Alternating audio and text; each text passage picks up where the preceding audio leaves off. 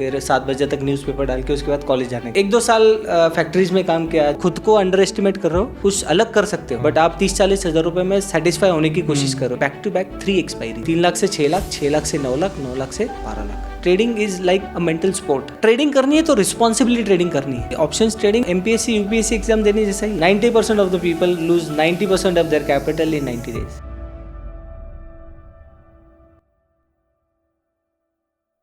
Hello Vijay भाई। Hello, कैसे हैं सर? बस ठीक, मजा। सर पहला सवाल हमारा यही है कि आपकी जो स्टॉक मार्केट में ट्रेडिंग में जो जर्नी स्टार्ट हुई है उसके पीछे का बैकग्राउंड क्या है और आप यहाँ तक जो पहुँचे हैं वो क्या जर्नी रही है आपकी?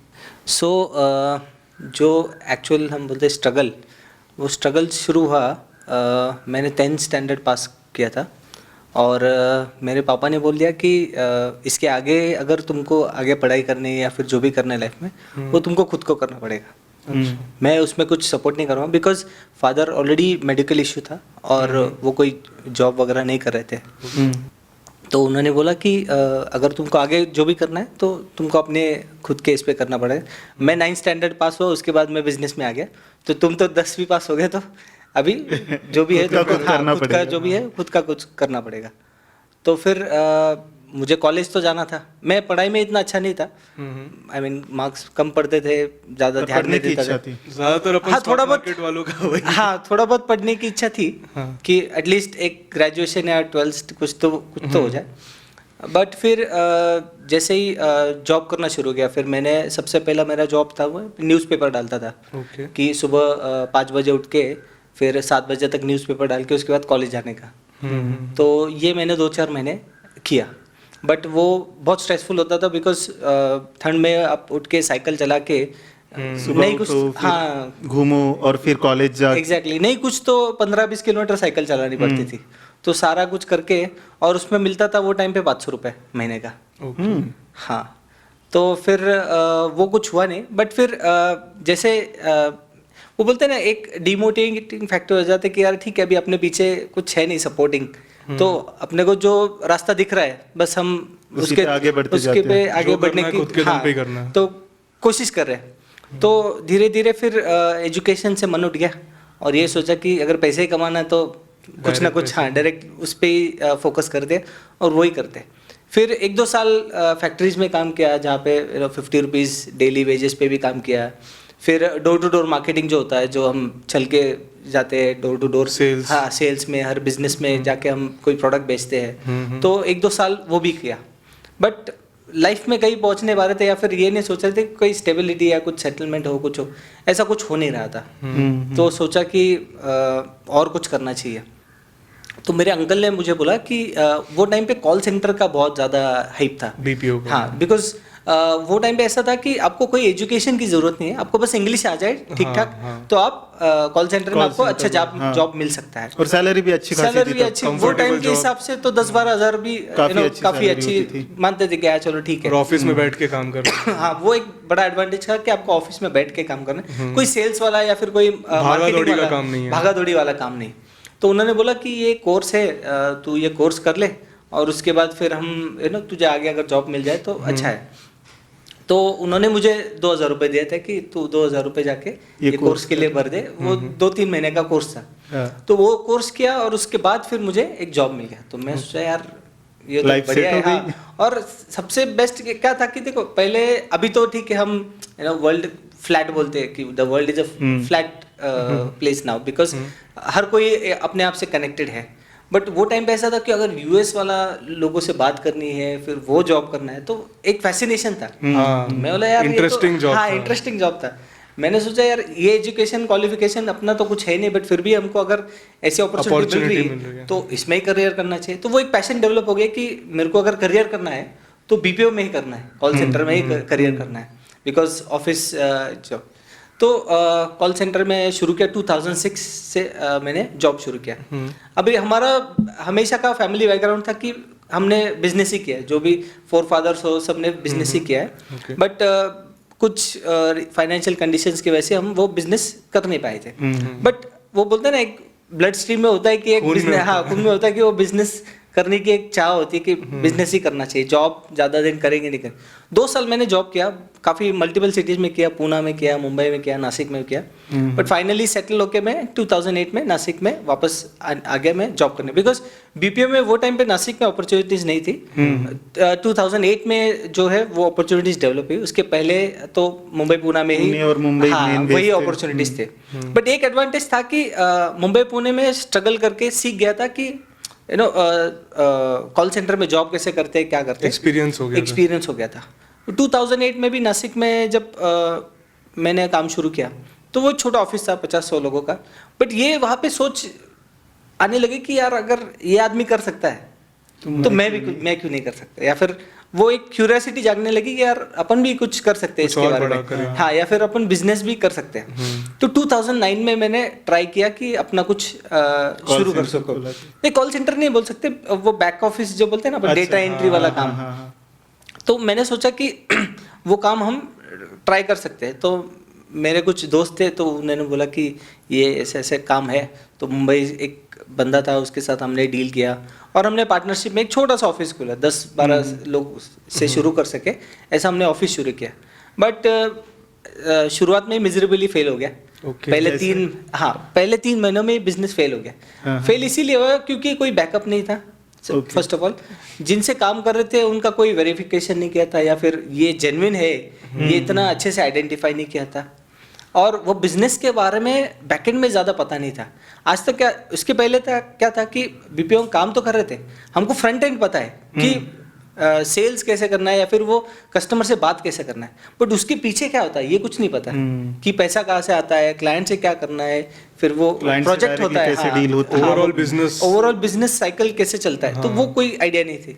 तो मिजरेबली फेल हो गया, तो फिर वापस जॉब शुरू किया। जो भी 2-4 साल में कुछ मतलब 50,000 लाख रुपए अगर कुछ सेविंग हुई थी तो वो भी चली गई। ओके, तो सोचा कि वापस जॉब करते हैं और वापस सोचते हैं कि और क्या कर सकते हैं। तब तक सेविंग्स भी बिल्ड होगी। हाँ, फिर 2009 में वापस जॉब शुरू किया और 2000 में जाके एक ब्रेक थ्रू मिला, 2011 में जाके एक ब्रेक थ्रू मिला, जहाँ पे मुझे एक कंपनी में बिजनेस डेवलपमेंट करता था, और वहाँ से मुझे आइडिया कि बिजनेस डेवलपमेंट कैसे होता है और बिजनेस का बैक साइड जो होता है वो सारा समझ गया मैं। फिर मैंने वापस मेरे भाइयों के साथ, दोस्तों के साथ मैंने मिलके शुरू किया। तब तक क्या हो गया था कि तब तक 6 साल का एक्सपीरियंस भी हो गया था बीपीओ में, तो एक अच्छा खासा एक्सपीरियंस हो गया था, और थोड़ा मैं बिजनेस भी समझ बिजनेस भी समझ गया। तो 2011 में मुझे एक क्लाइंट मिला यूएस में, जो वापस से बैक ऑफिस या फिर इस बार नहीं, इस बार जो मैं करता था वही कि वॉइस कॉलिंग वगैरह। Okay, BPO service. हाँ, बीपीओ सर्विसेज। तो 2011 में उन्होंने मुझे एक अपॉर्चुनिटी दी। उन्होंने बोला कि ठीक है, तू पहले मुझे प्रूफ करके दिखा, तो अगर तुम करते हो अच्छा तो आई वुड हम कंटिन्यू करेंगे। मैं कंटिन्यू करूँगा। तो 2011 में वो ब्रेक थ्रू मिला, और पहले ही साल में almost we were able to generate almost 1 crore 1.5 crore का बिजनेस। क्या फीलिंग थी उस वक्त, क्योंकि 10-12 हज़ार का जॉब और उसके बाद और इतने इतना बड़ा सालों का turnover। स्ट्रगल, एक बार फेलियर भी हो चुका है। तो वो ऐसा था कि यू कैन नॉट बिलीव कि ऐसा भी हो सकता है, बट ये है कि ये समझ गया था कि जो भी अगर करना है उसके लिए बहुत मेहनत करनी पड़ेगी। इतना हम अगर देखते या सोचते हैं इतना इजीली नहीं होगा, because day to day life struggling है, और हम मंथ ऑन मंथ सोच के 6 महीने साल भर वो जो प्रोग्रेस है वो धीरे धीरे हम बढ़ा के ही उसको अच्छे से बड़ा कर सकते हैं। तो 2011 में जो ब्रेक थ्रू मिला, फिर बिजनेस शुरू हो गया। इतने टाइम आप पेशेंस रखते हो, फेल भी होते हो, फिर फाइनली एक रिजल्ट आता है तो वापस से भरोसा आता है कि कुछ हो सकता है। एग्जैक्टली और क्या था ना कि जब मुंबई पुणे में भी काम करते थे, तो वो जो बीपीओ वाला जॉब है वो बहुत हाई प्रेशर वाला जॉब है। I mean literally every day गाली भी मिलती थी। टारगेट्स होते हैं एग्जैक्टली। और क्या होता है ना, इवैल्यूएशन होता है कि समझो तुम दिन में 300 कस्टमर से बात कर रहे हो, तो किसी के साथ क्या बात हुई, क्या नहीं हुई, या फिर कितने वर्ड भी गलत नहीं बोल सकते। हाँ, कितने हैंगअप्स हुए, कितने आंसरिंग मशीन्स गए, कितने के साथ तुम्हारा कॉल कितनी देर चला। तो वो प्रेशर में बोलते हैं ना, प्रेशर में ही आपको परफॉर्म कर सकते हैं। तो बहुत सारी सिचुएशन ऐसी थी कि गाली मिलती थी तो हम रोते भी थे वॉशरूम में जाके, या फिर ऐसे भी सिचुएशन होते कि छोड़ दो यार, जॉब नहीं करेंगे। बहुत फ्रस्ट्रेशन, बिकॉज पहले तो हम नाइट शिफ्ट कर रहे हैं, हम अपने बॉडी के अगेंस्ट सब कुछ काम कर रहे हैं, और उसके बाद भी 10 11 12 घंटे का भी शिफ्ट कर रहे हैं। बहुत बार ऐसा होता था जब मैं घर पे जाता था या फिर वीकेंड पे घर पे जाता था तो रात भर मैं नींद में वही पिच करता था। वो सपने में आने लगता है, वो calling और वो सब, वो जो है वो वापस रिपीट करता था। घर वाले बोल रहे तू रात को भी काम करता है, इधर आता है, इधर भी तुम रात भर तो काम ही कर रहा है, ऐसा लग रहा है। क्योंकि वो वही बात करना, ब्रेन की आदत हो जाती है। Exactly, क्योंकि एक स्क्रिप्ट होता है ना, वो स्क्रिप्ट आपको 300 बार दिन में रिपीट करना है तो याद ही हो जाता है। हाँ, तो याद ही हो जाता है। आपका माइंड इतना ट्यून हो जाता है कि आप नींद में भी वही बात करने हाँ। लगते हो। तो ये सारा हो गया, 2011 की बात है। उसके बाद फिर लाइफ धीरे धीरे सेटल होने लगी। फिर 2012 में शादी भी हो गई। शादी थोड़ी जल्दी हुई बट हाँ 2012 में आई थिंक 24-25 आई बस, हाँ तब शादी हुई। फिर हम सोचते हैं कि एक स्टेबिलिटी चाहिए लाइफ में। फिर हम इन्वेस्टमेंट्स वगैरह सब कुछ बारे में सोचने लगते हैं। तो वहाँ से स्टॉक मार्केट की शुरुआत हुई। ओके। जब 2012-13 से इन्वेस्टमेंट शुरू किया। एक बार बिजनेस किया, फिर एक कैपिटल इकट्ठा हो गया। हाँ, इन्वेस्टमेंट अब कहाँ पे एग्जैक्टली। करें? जब फर्स्ट ईयर में 1.5 करोड़ का हम बिजनेस जनरेट करते तो ऑब्वियसली एक अच्छा खासा प्रॉफिट भी होता है। और ये एक एडवांटेज था कि हमने बिजनेस ज़्यादा ग्रो नहीं किया या फिर बड़े ऑफिस या बड़ी चीज़ों के पीछे हम लगे नहीं, हाँ खर्चा नहीं किया। हम यही सीखते रहे कि थोड़ा निम्बल रह के धीरे धीरे वो बिजनेस को बढ़ाएंगे, जितना पैसा बचा सकते हैं। एग्जैक्टली। तो वो बिजनेस बढ़ते बढ़ते हमने 2015 तक पार्टनर्स के साथ 2015 तक we went to 100 seats, 100 seat तक हमारा काम चला गया था। और 2012-13 से मैंने इन्वेस्टमेंट म्यूचुअल फंड में इन्वेस्टमेंट शुरू कर दिया था। अच्छा, स्टॉक मार्केट में भी नहीं तब? स्टॉक मार्केट हाँ, सिर्फ म्यूचुअल फंड्स में ही करते थे। स्टॉक मार्केट की थोड़ी आइडिया थी बट ये थोड़ा डायरेक्ट करने में डर लगता वो महाराष्ट्रियन या फिर हमारे कम्युनिटी में ऐसा होता है कि स्टॉक मार्केट में अगर तुम कुछ कर रहे हो यानी तुम जुआ खेल रहे हो तो घर वाले तो गाली देते या फिर गैम्बलिंग ही समझते थे कि ये तो गैम्बलर है, इसके पीछे मत लगना। इतना बहुत बुरी तरह मानते थे, अभी भी मानते हैं बट अभी थोड़ा देखते कि हाँ सक्सेसफुल भी हो रहे लोग, तो उसके बाद अब थोड़ी सी सोच चेंज हो रही है। थोड़ी सोच चेंज हो रही है, अवेयरनेस आ रही है। एग्जैक्टली। तो म्यूचुअल फंड में इन्वेस्टमेंट के बाद फिर जैसे हमारा अकाउंट लिंक होता है ब्रोकर्स के साथ या फिर कोई बैंक के साथ आपका अकाउंट लिंक होता है। तो 2015 में बैंक से कॉल है कि सर आपका पोर्टफोलियो तो अच्छा है, सब कुछ आप अच्छे से कर रहे हैं, तो आपके हमको ये भी दिख रहा है कि आपके पास बैलेंस भी है या फिर हाँ समझ गए। हाँ, तो फिर आप एक काम करो कि हम आपको एक ब्रोकर अकाउंट ओपन करके देंगे। हमारा बंदा आपसे 24 आवर्स 24/7 टच में रहेगा, हमेशा टच में रहेगा। वो आपको रिकमेंडेशन देगा, आपको उसका अच्छा खासा रिटर्न मिलेगा। हम वो स्टॉक्स वगैरह आपको सजेस्ट करेंगे तो आपको अच्छा रिटर्न मिलेगा। तो हम यही सोचते हैं कि यार चलो तब तक क्या हो गया ना, बीपीओ में 10 साल हो गए थे 2015 तक, और 2013-14 से ही थोड़ा हेल्थ इश्यूज भी मुझे होने लगे थे। अच्छा। जहाँ पे मुझे लंग्स का इशू होता था या फिर मैं बहुत बार जिम ट्राई किया तो जिम में जाते तो फेंट हो जाता था बहुत बार। तो हेल्थ इश्यूज काफ़ी बढ़ रहे थे, तो ये सोचा कि मे बी हम ये बिजनेस जो है बीपीओ जो बिजनेस है मे बी ये लॉन्ग लाइफ नहीं कर पाएंगे या फिर 50 या 60 साल तक नहीं कर पाएंगे। तो इसमें से जो प्रेशर बहुत होता था इससे। हाँ प्रेशर भी होता और यही जो हम बॉडी के अगेंस्ट सब कुछ करते हैं। रात को 12 बजे हम लंच कर रहे हैं, लंच कर रहे हैं रात को 12 बजे यूएस के टाइमिंग के हिसाब से, और सुबह 6 बजे हम डिनर कर रहे हैं और उसके बाद इमीडिएटली 8-9 बजे हम सो जाते हैं और वापस उठ के फिर वो डे साइकिल खराब हो जाती है पूरी बॉडी। तो बॉडी एक लेवल तक सस्टेन करेगी या फिर एक लेवल तक ये करेगी, उसके बाद हाँ जैसे से एज भी हो जाता है तो थोड़ा मुश्किल हो जाता है। तो 2014-15 से ही हेल्थ इश्यूज थे, तो डॉक्टर के पास तब ब्रोंकाइटिस का ज़्यादा इशू होता था कि ब्रीदिंग में इश्यूज होते थे या फिर अभी भी खांसी आती बहुत बार, तो विंटर सीजन में ही सबसे ज़्यादा मुश्किल होती। तो वो इश्यूज चल रहे थे, तो फिर सोचा कि चलो इन्वेस्टमेंट स्टॉक मार्केट में भी करके देखते हैं। तो जैसे ही वो बोलते हैं ना बिगिनर्स का लक होता है, बिगिनर्स लक की शुरुआत में वो लोग स्टॉक रिकमेंडेशन करते हैं तो बहुत अच्छा प्रॉफिट होता है। बट ये बाद में समझा कि ब्रोकर का एक रूल होता है, अच्छा 90-90-90। अच्छा, इसको थोड़ा सा एक्सप्लेन करेंगे? हाँ, ये ब्रोकर का रूल क्या होता है, 90% of the people lose 90% of their capital in 90 days. अच्छा 90 डेज इन 90 डेज। और इसीलिए उनको उन 90 डेज में जितना ब्रोकरेज जनरेट करना है वो करवाना होता है। एग्जैक्टली। ओके, मतलब जितने ट्रेड दे सकते हो। हाँ, जितने ट्रेड दे सकते हैं या फिर जितना वो क्लाइंट से ब्रोकरेज आप जमा कर सकते मतलब हैं। ऐसा नहीं कि इसको इम्प्रूव करना है, इसका नहीं। बेनिफिट उठाओ। हाँ, बस बेनिफिट उठाओ, क्योंकि इसको चर्न करो। हाँ। उसको जितना आप ट्रेड करवाओगे उतना आपको मतलब आपका कोई भी brokerage client- बनेगा। हाँ, कोई भी आपका क्लाइंट 90 डेज तक इम्पोर्टेंट है आपके हाँ लिए। इंपॉर्टेंट है। अगर वो सस्टेन कर गया या फिर उसके आगे भी अगर वो प्रॉफिटेबल है तो समझो ठीक देखेंगे है, फिर। उसमें दम है, या फिर वो भी हाँ, खुद से कर रहा है खुद से कर रहे हैं आप। तो पहले 1-2 महीने प्रॉफिट हुआ, उसके बाद फिर लॉसेस शुरू हो गया। लॉसेस शुरू होते होते पहले 1 साल में 8 लाख रुपए लॉस हो गया, पहले ही साल। पहले ही साल में। बिकॉज आदत लग जाती कि इमीडिएटली अरे यार यहाँ पे तो बहुत अच्छा पैसा दिख रहा है। इमीडिएटली अगर आपको एक दिन में 25,000 रुपये FOMO मिल होने लगता है। गए, एक दिन में 10-15 हज़ार या 20,000 इमीडिएटली मिलते हैं। यहाँ पे आप महीना भर काम करो तो 1-2 लाख रुपए आपको मुश्किल से मिलते हैं। और यहाँ पे तुम देखो तो यार दिन का 10-20, तो आदमी कैलकुलेशन क्या करता है, अरे दिन का 10,000 है, महीने का कितना, हाँ। महीने का कितने ने, साल का कितना। साल का कितना। और क्या होता है ना, आप ऑलरेडी एक बिजनेस सक्सेसफुल कर चुके हो। हाँ, तो एक कॉन्फिडेंस भी हाँ, होता तो है। कॉन्फिडेंस, अरे ये कर सकते हो तो ये तो और कर सकते हो, बिकॉज ये तो सिर्फ कॉल देता है, मेरे को इतना पैसा मिलता है। इसमें तो कुछ एफर्ट भी नहीं हाँ, लगाया इसमें तो जाता। कुछ एफर्ट भी, यहाँ पे तो हम 10-12 घंटा स्लॉग करते हैं, उसके बाद भी उतना श्योरिटी नहीं होता कि डे बाय डे आपको उतना रेवेन्यू जनरेट होगा। तो सोचा कि नहीं यार, ये तो मैजिक वॉन्ड है इसके पीछे लगना जरूरी है, या फिर इसके पीछे करना जरूरी, बिकॉज इस पर ध्यान म्यूचुअल फंड में भी प्रॉफिट हो रहा था। हाँ, क्यों? क्योंकि मोदी जी आने के बाद मार्केट में चेंजेस आए, मार्केट ग्रो भी हुआ अच्छे से, और बहुत अच्छे रिटर्न्स भी मिलने लगे, म्यूचुअल फंड्स पे भी रिटर्न मिलने लग गए थे। तो सोचा कि हाँ, ये तो इससे ही लिंक है, यही स्टॉक्स उसमें भी होते हैं, पोर्टफोलियो में भी, तो ट्राई करके देखेंगे, बट हुआ नहीं।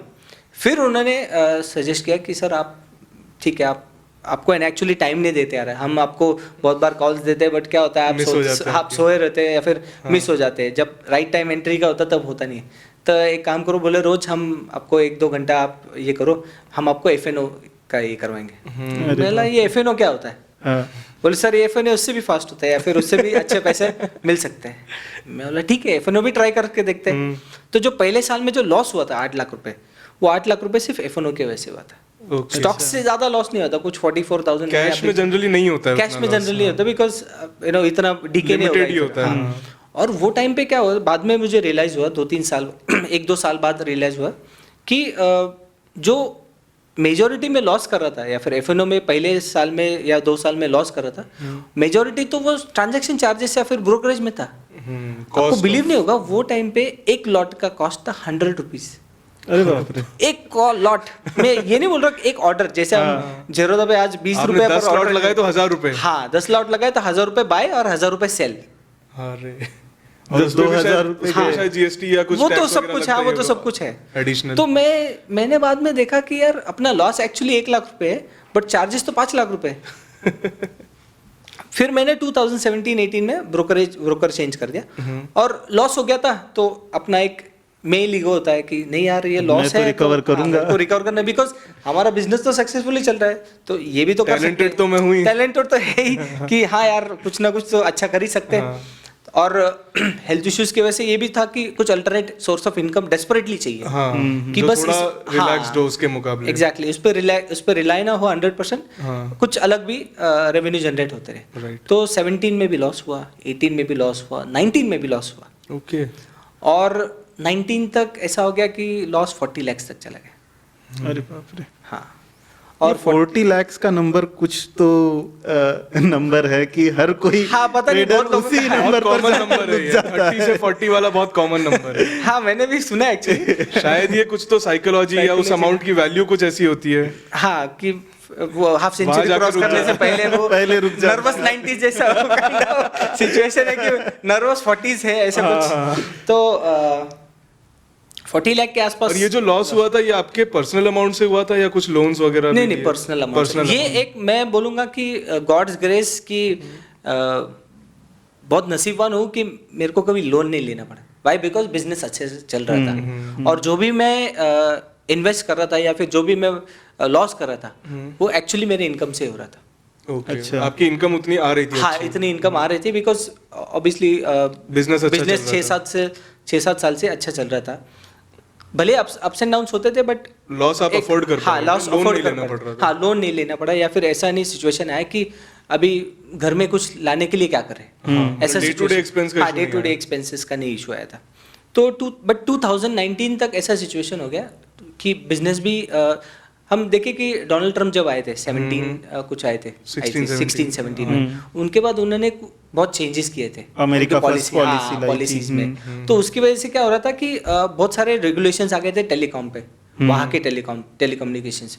तो हम ज़्यादा कॉल नहीं कर सकते लोगों से, ज़्यादा बात नहीं कर सकते थे, उसमें रिस्ट्रिक्शंस बहुत है, या फिर आउटसोर्सिंग अलाउड नहीं था। आउटसोर्सिंग तो पे बहुत सारी restrictions, कंपनियां विदाउट क्या बोलते हैं ना, विदाउट परमिशन ये कर रहे थे, आउटसोर्स कर रहे थे। तो इलीगली मतलब एक तरीके हाँ, एक तरफ से ऐसी कि जो समझो हम AT&T के साथ काम कर रहे हैं, फॉर एग्जांपल हम जियो के साथ काम कर रहे हैं, जियो ने किसी डीलर को काम दिया है और डीलर ने हमको काम दिया है। ओके, इनडायरेक्टली कर रहे हैं। हाँ, तो हम डीलर हमारा ये एक कंसर्न था कि हम कैसे बिजनेस कर रहे हैं, हम बिजनेस कैसे जनरेट कर रहे हैं। तो वैसे चल रहा था। तो वहाँ पे बिजनेस की अनसर्टेनिटी बहुत ज़्यादा बढ़ जाती है। क्यों? क्योंकि हम डीलर के साथ काम कर, समझो डीलर को कोई इशू आ जाता तो डीलर बोल देगा भैया हाथ खड़े कर देगा, मेरे पास पैसे नहीं है, मेरा तो लाइसेंस जो भी हो गया या फिर कोई भी प्रॉब्लम हो गया। तो वैसा सिचुएशन था, तो बहुत ज़्यादा अनसर्टेनिटी बढ़ गई। तो 2019 में फिर भी ट्राई कर रहा था। इसके पहले अभी 18-17 से टेक्निकल एनालिसिस भी सीखने लग गया था। पहले चार्ट देखता तो ऐसा सोचता था कि यार ये क्या है, ये ऐसा तो हो ही नहीं सकता। इसको देख के कौन बोलेगा कि ये भाव इधर जाने वाला है, या फिर इसको देख के कौन बोलेगा कि भाव नीचे जाने वाला है। ऐसा नहीं हो सकता। तो फिर आप तब ट्रेड किस बेसिस पे करते थे? बस रैंडमली टीवी देख के, या फिर ब्रोकर का कॉल आ जाए। अभी सब बुलिश है तो चलो कॉल ले लो। मुझे आज सुबह क्या लगता है उसके ऊपर। हाँ वैसे, हाँ मुझे आज क्या फीलिंग आ रही है, क्या फीलिंग आ रही है, आज क्या लग रहा है। या फिर न्यूज बेस्ड ज्यादा रहता था कि टीवी देख के कोई नेगेटिव न्यूज आ गई, पॉजिटिव न्यूज आ गई, या फिर न्यूज पे लेवल्स बोलते थे कि ये लेवल के ऊपर ये कर दो, वो लेवल के ऊपर वो कर दो।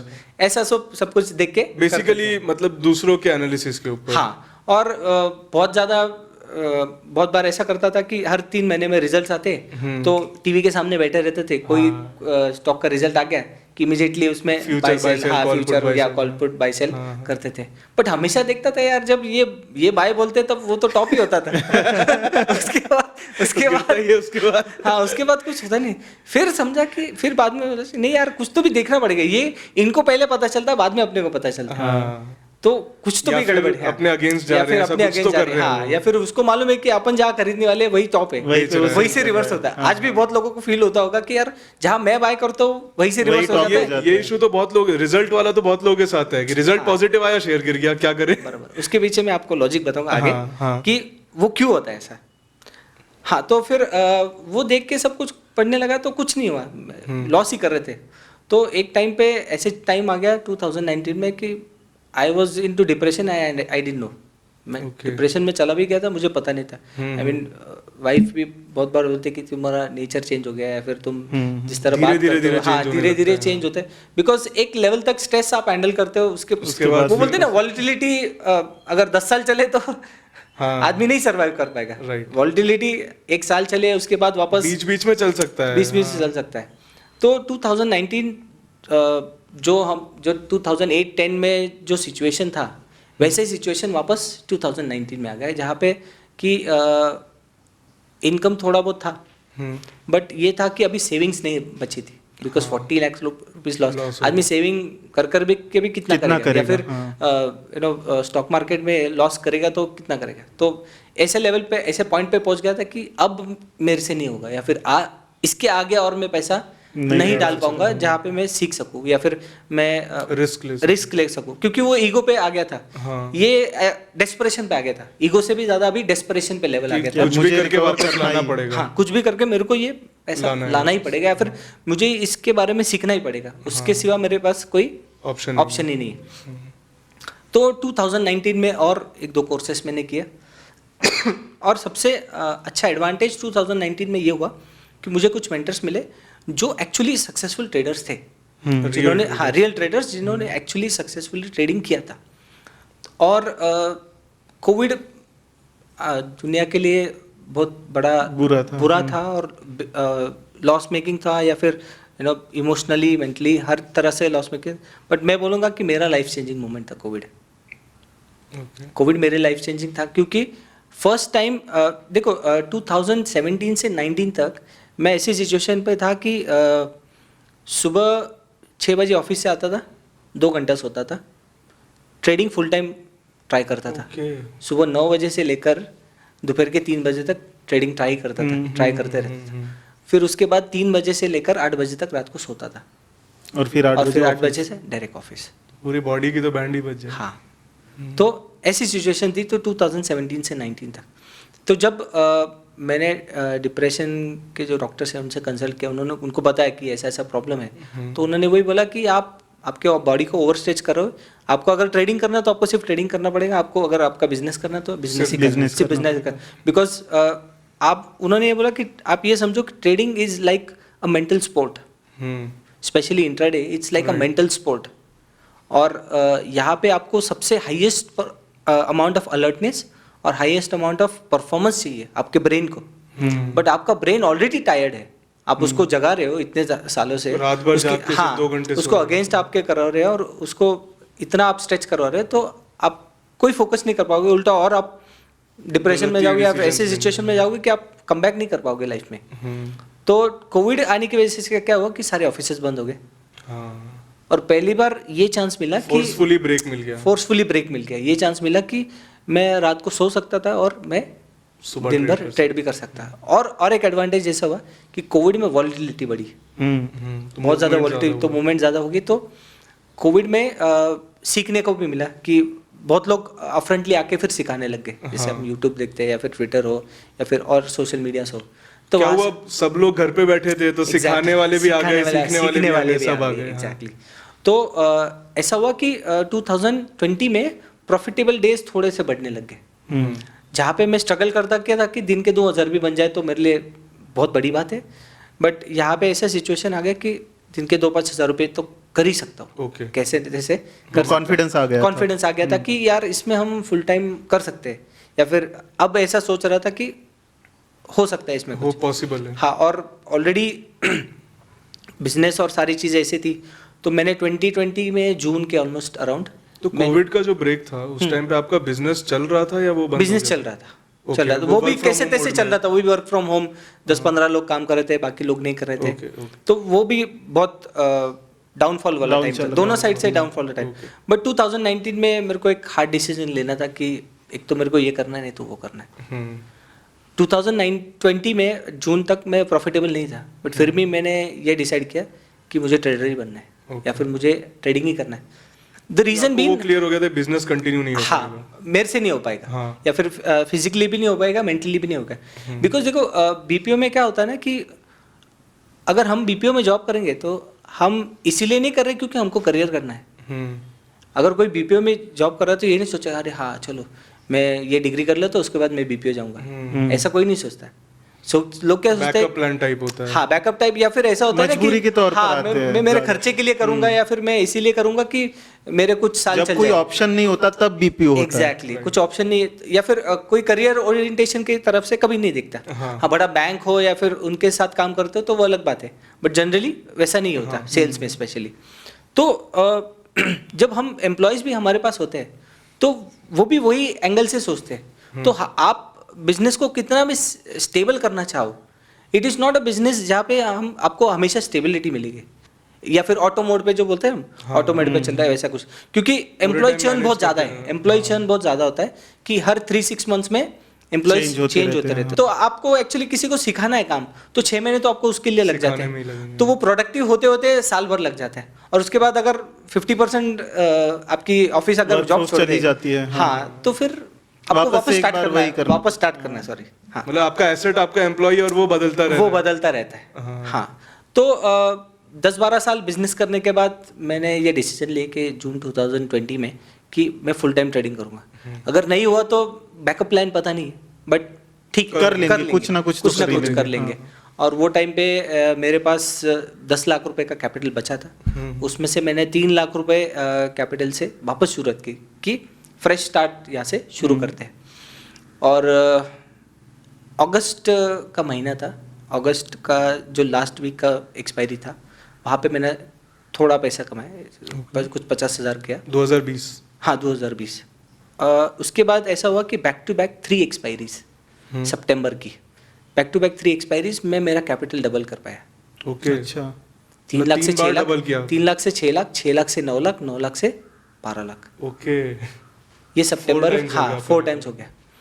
और बट फिर भी हम ये सोचते थे कि चलो ये लक है। हलक है या फिर ठीक है, थोड़ा बहुत हम समझ गए। और थोड़ी रियलिटी चेक हो चुका था तब हाँ, तक, रियलिटी क्योंकि- चेक हो चुका था। और सितंबर 2020 में हम एक्चुअली मैं और मेरे वाइफ ने हमने डिसाइड किया था कि चलो तुम अगर ट्रेडिंग से 20-25 हज़ार भी अगर कर लो, मेरा जॉब भी वो टीचर है, तो शी यूज्ड टू अर्न 22,000, तो हमने सोचा कि 40-50 हज़ार दोनों मिलके कर लेंगे तो नासिक Survival जैसे हो सिटी में सर्वाइवल हो जाएगा। जो कि बिजनेस अच्छा चल रहा था, जाके इनकम ज़्यादा थी, 1-2 लाख रुपए इनकम महीने थी, की। फिर भी कंजर्वेटिव सोचने लग गए थे कि नहीं यार, वहाँ से हेल्थ इश्यूज या फिर मेंटल इश्यूज से ज़्यादा यहाँ पे better है। हाँ ये better फाइनेंशियल से ज्यादा आपने हेल्थ को प्रायोरिटी हेल्थ को प्रायोरिटी दी कि चलो 40,000 रुपये में भी हम कर लेंगे, सरवाइव कर लेंगे।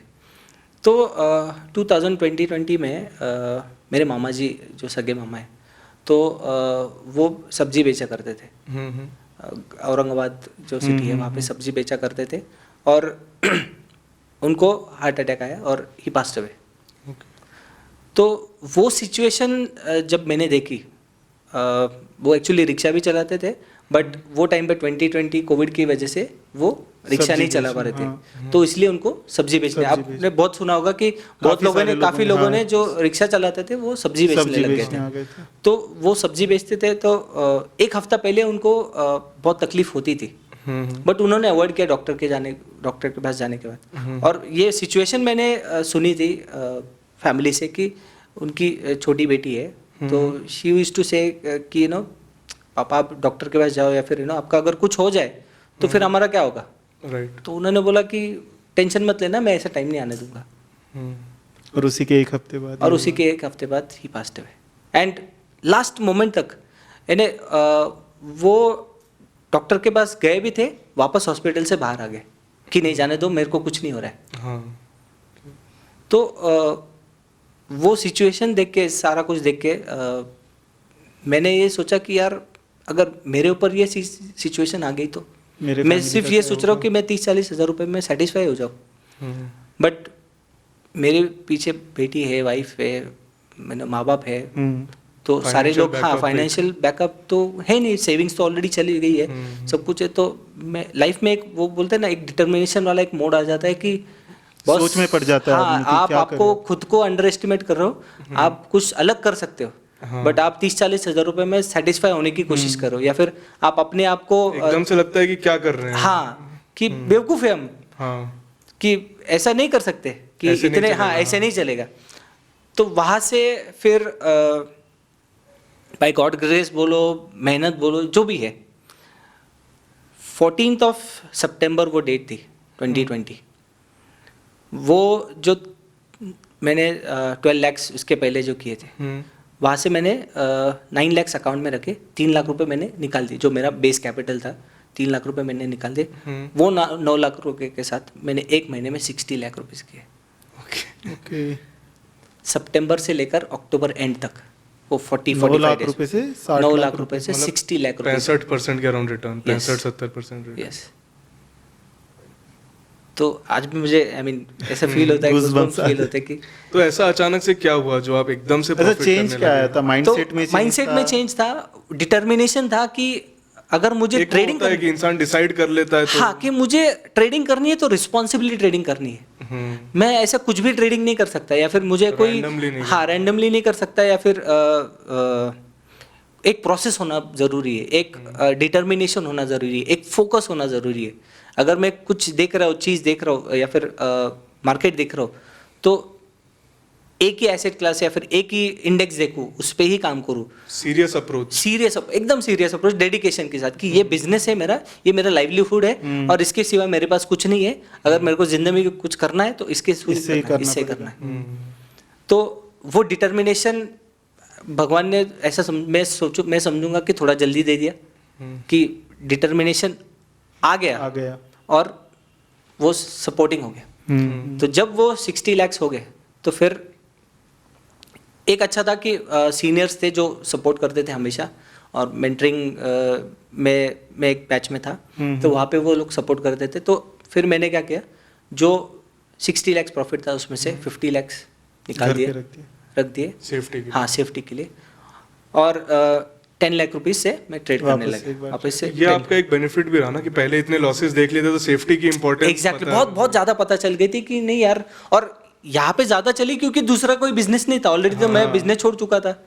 तो अभी यही तो एक करना मेन इसी से इनकम करना। एग्जैक्टली ये जो करना है तो यही ट्रेडिंग से करना है, तो ये 50 लाख है ये अभी अगर 60 लाख आ गए हैं तो अब ये खोने नहीं अभी हैं। खोने, अब कुछ भी करो मार्केट से खोना नहीं। और मेरे जो सीनियर्स है जितेंद्र गुजराल और शिवा कुमार, इन्होंने वही बोला था कि तुमको रिस्क मैनेजमेंट हमेशा ये रखो, मार्केट से अगर तुमने कुछ प्रॉफिट कमाया है बार बार उसको ट्रेडिंग में डालने की जरूरत नहीं है आपको, आप कहीं और डाल दो, कोई ऐसे क्लास में डाल दो, आप घर ही खरीद लो या फिर प्रॉपर्टी या फिर चाहे लॉन्ग टर्म इन्वेस्टिंग में कर लो, बट वापस उसको ट्रेडिंग में मत लाना, एक्टिव ट्रेडिंग में मत एक्टिव डालो। ट्रेडिंग में मत लाना, बस क्योंकि आप इंट्राडे कर रहे हो। इंट्राडे में ऐसा होता है ना कि कोई एंड नहीं है कि आप सोचो कि आज 10 करोड़ कैपिटल है, 20 वो मल्टीप्लाई capital का end नहीं है। एंड नहीं है, वो मल्टीप्लिकेशन का एंड ही नहीं है। नहीं कर सकते हो कि एक दिन कुछ ना कुछ तो होता ही है। एग्जैक्टली और मेरा ऐसा था कि मेरा नेचर ये था कि मैं ऑप्शन बाइंग ही करूंगा, मुझे ऑप्शन सेलिंग जमता ही नहीं, या फिर वो नेचर ही नहीं बना कभी कि मुझे ऑप्शन सेलिंग करना है। उसका रीजन कैपिटल कम होना था या फिर वो नेचर ही था? पहले कैपिटल कम होना था, बाद में नेचर ही बन गया। Okay, क्योंकि वो ट्रेडिंग आदत स्टाइल ही उसकी बन गया, वो ट्रेडिंग स्टाइल ही वैसे बन गया।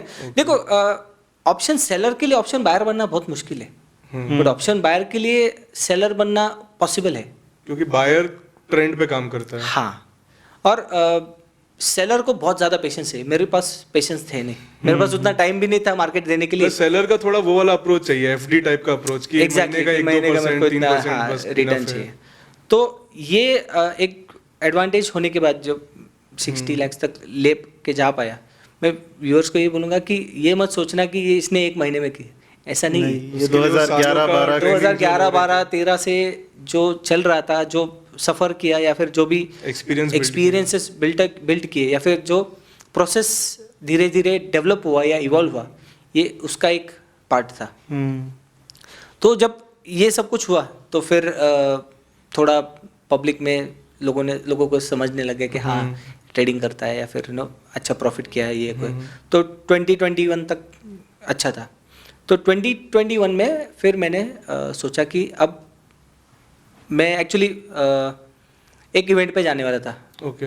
एक ऐसा कार्निवल जो होता है, तो वहाँ पे मैं एज ए अटेंडी जाने वाला था। बट उन्होंने बोला कि नहीं, आप ट्रेडिंग अच्छा करते हो तो आप एक काम करो, आप लाइव ट्रेड करो।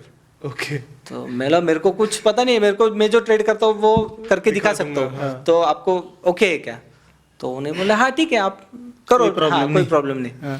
तो वहाँ से एक ब्रेक थ्रू मिला कि सेकंड ब्रेक थ्रू मिला, ऐसे बोलूँगा कि बहुत लोगों ने मैसेजेस किए, बहुत लोगों ने ये बोला कि एटलीस्ट मुझे ट्विटर पे 800 मैसेज आए थे जहाँ पे लोगों ने बोला कि हमको भी सिखाओ।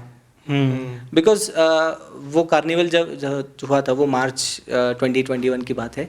वहाँ पे मेरा डिप्लॉयड कैपिटल था, वो दिन के लिए डिप्लॉयड कैपिटल था 9 लाख रुपए, and I was able to make 5.5 lakh rupees एक दिन में एक्सपायरी के दिन पे।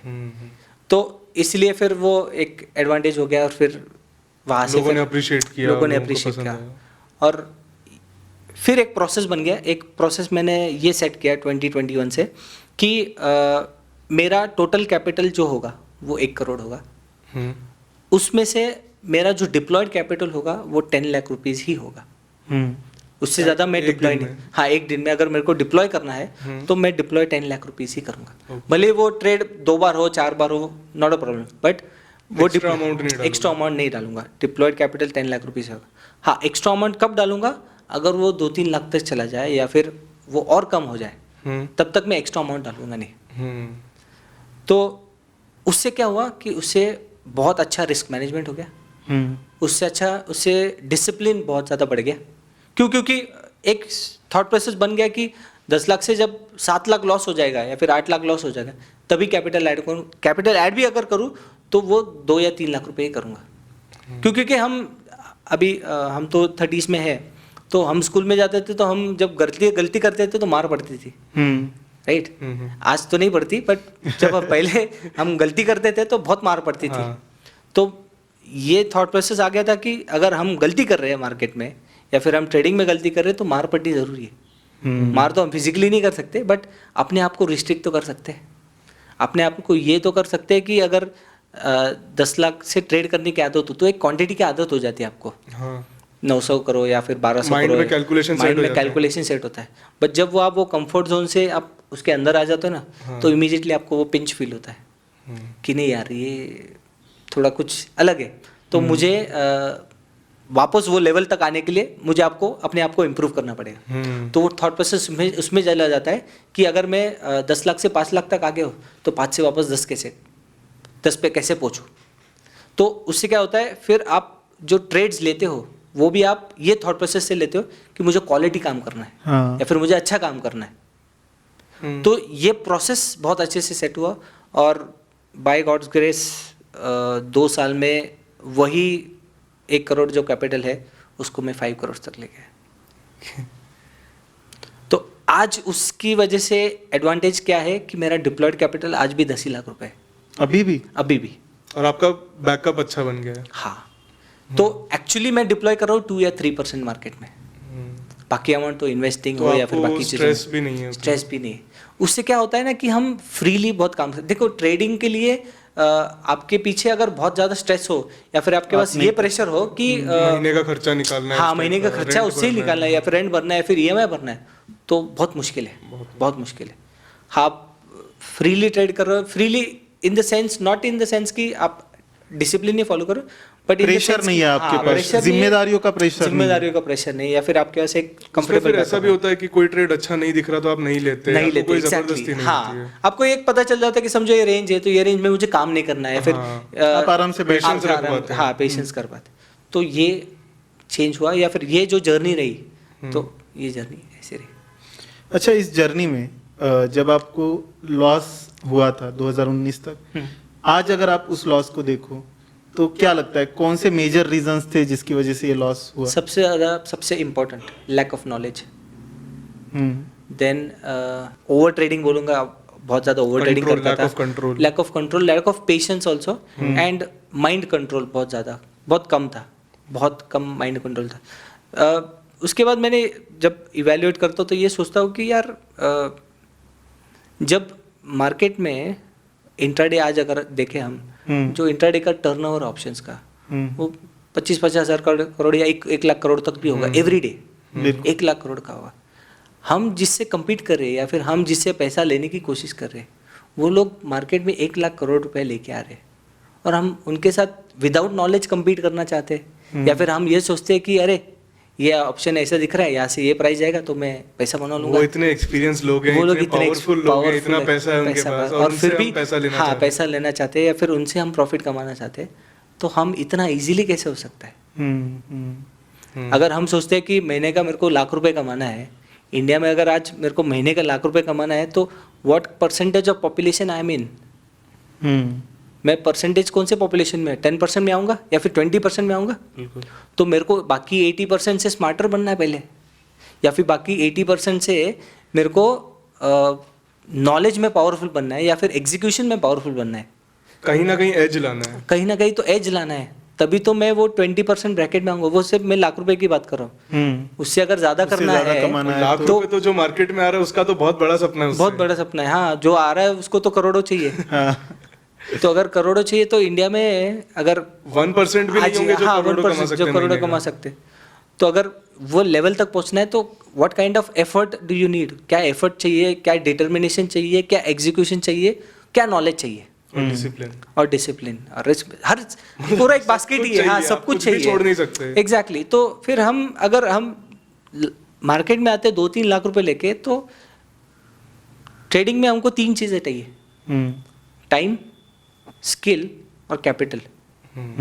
ये 3 चीज़ें चाहिए, बराबर। अगर आपके पास टाइम है बट आपके पास स्किल और कैपिटल नहीं है, तो आपको टाइम देना पड़ेगा ना स्किल और पैसे लाने के लिए, बराबर। आपके पास अगर स्किल है बट आपके पास टाइम नहीं है, तो आपको टाइम डेवलप करने का और कैपिटल भी डेवलप करना पड़ेगा। आपके पास कैपिटल है बट आपके पास टाइम और स्किल नहीं है, तो आपको स्किल और टाइम तो देना पड़ेगा ना।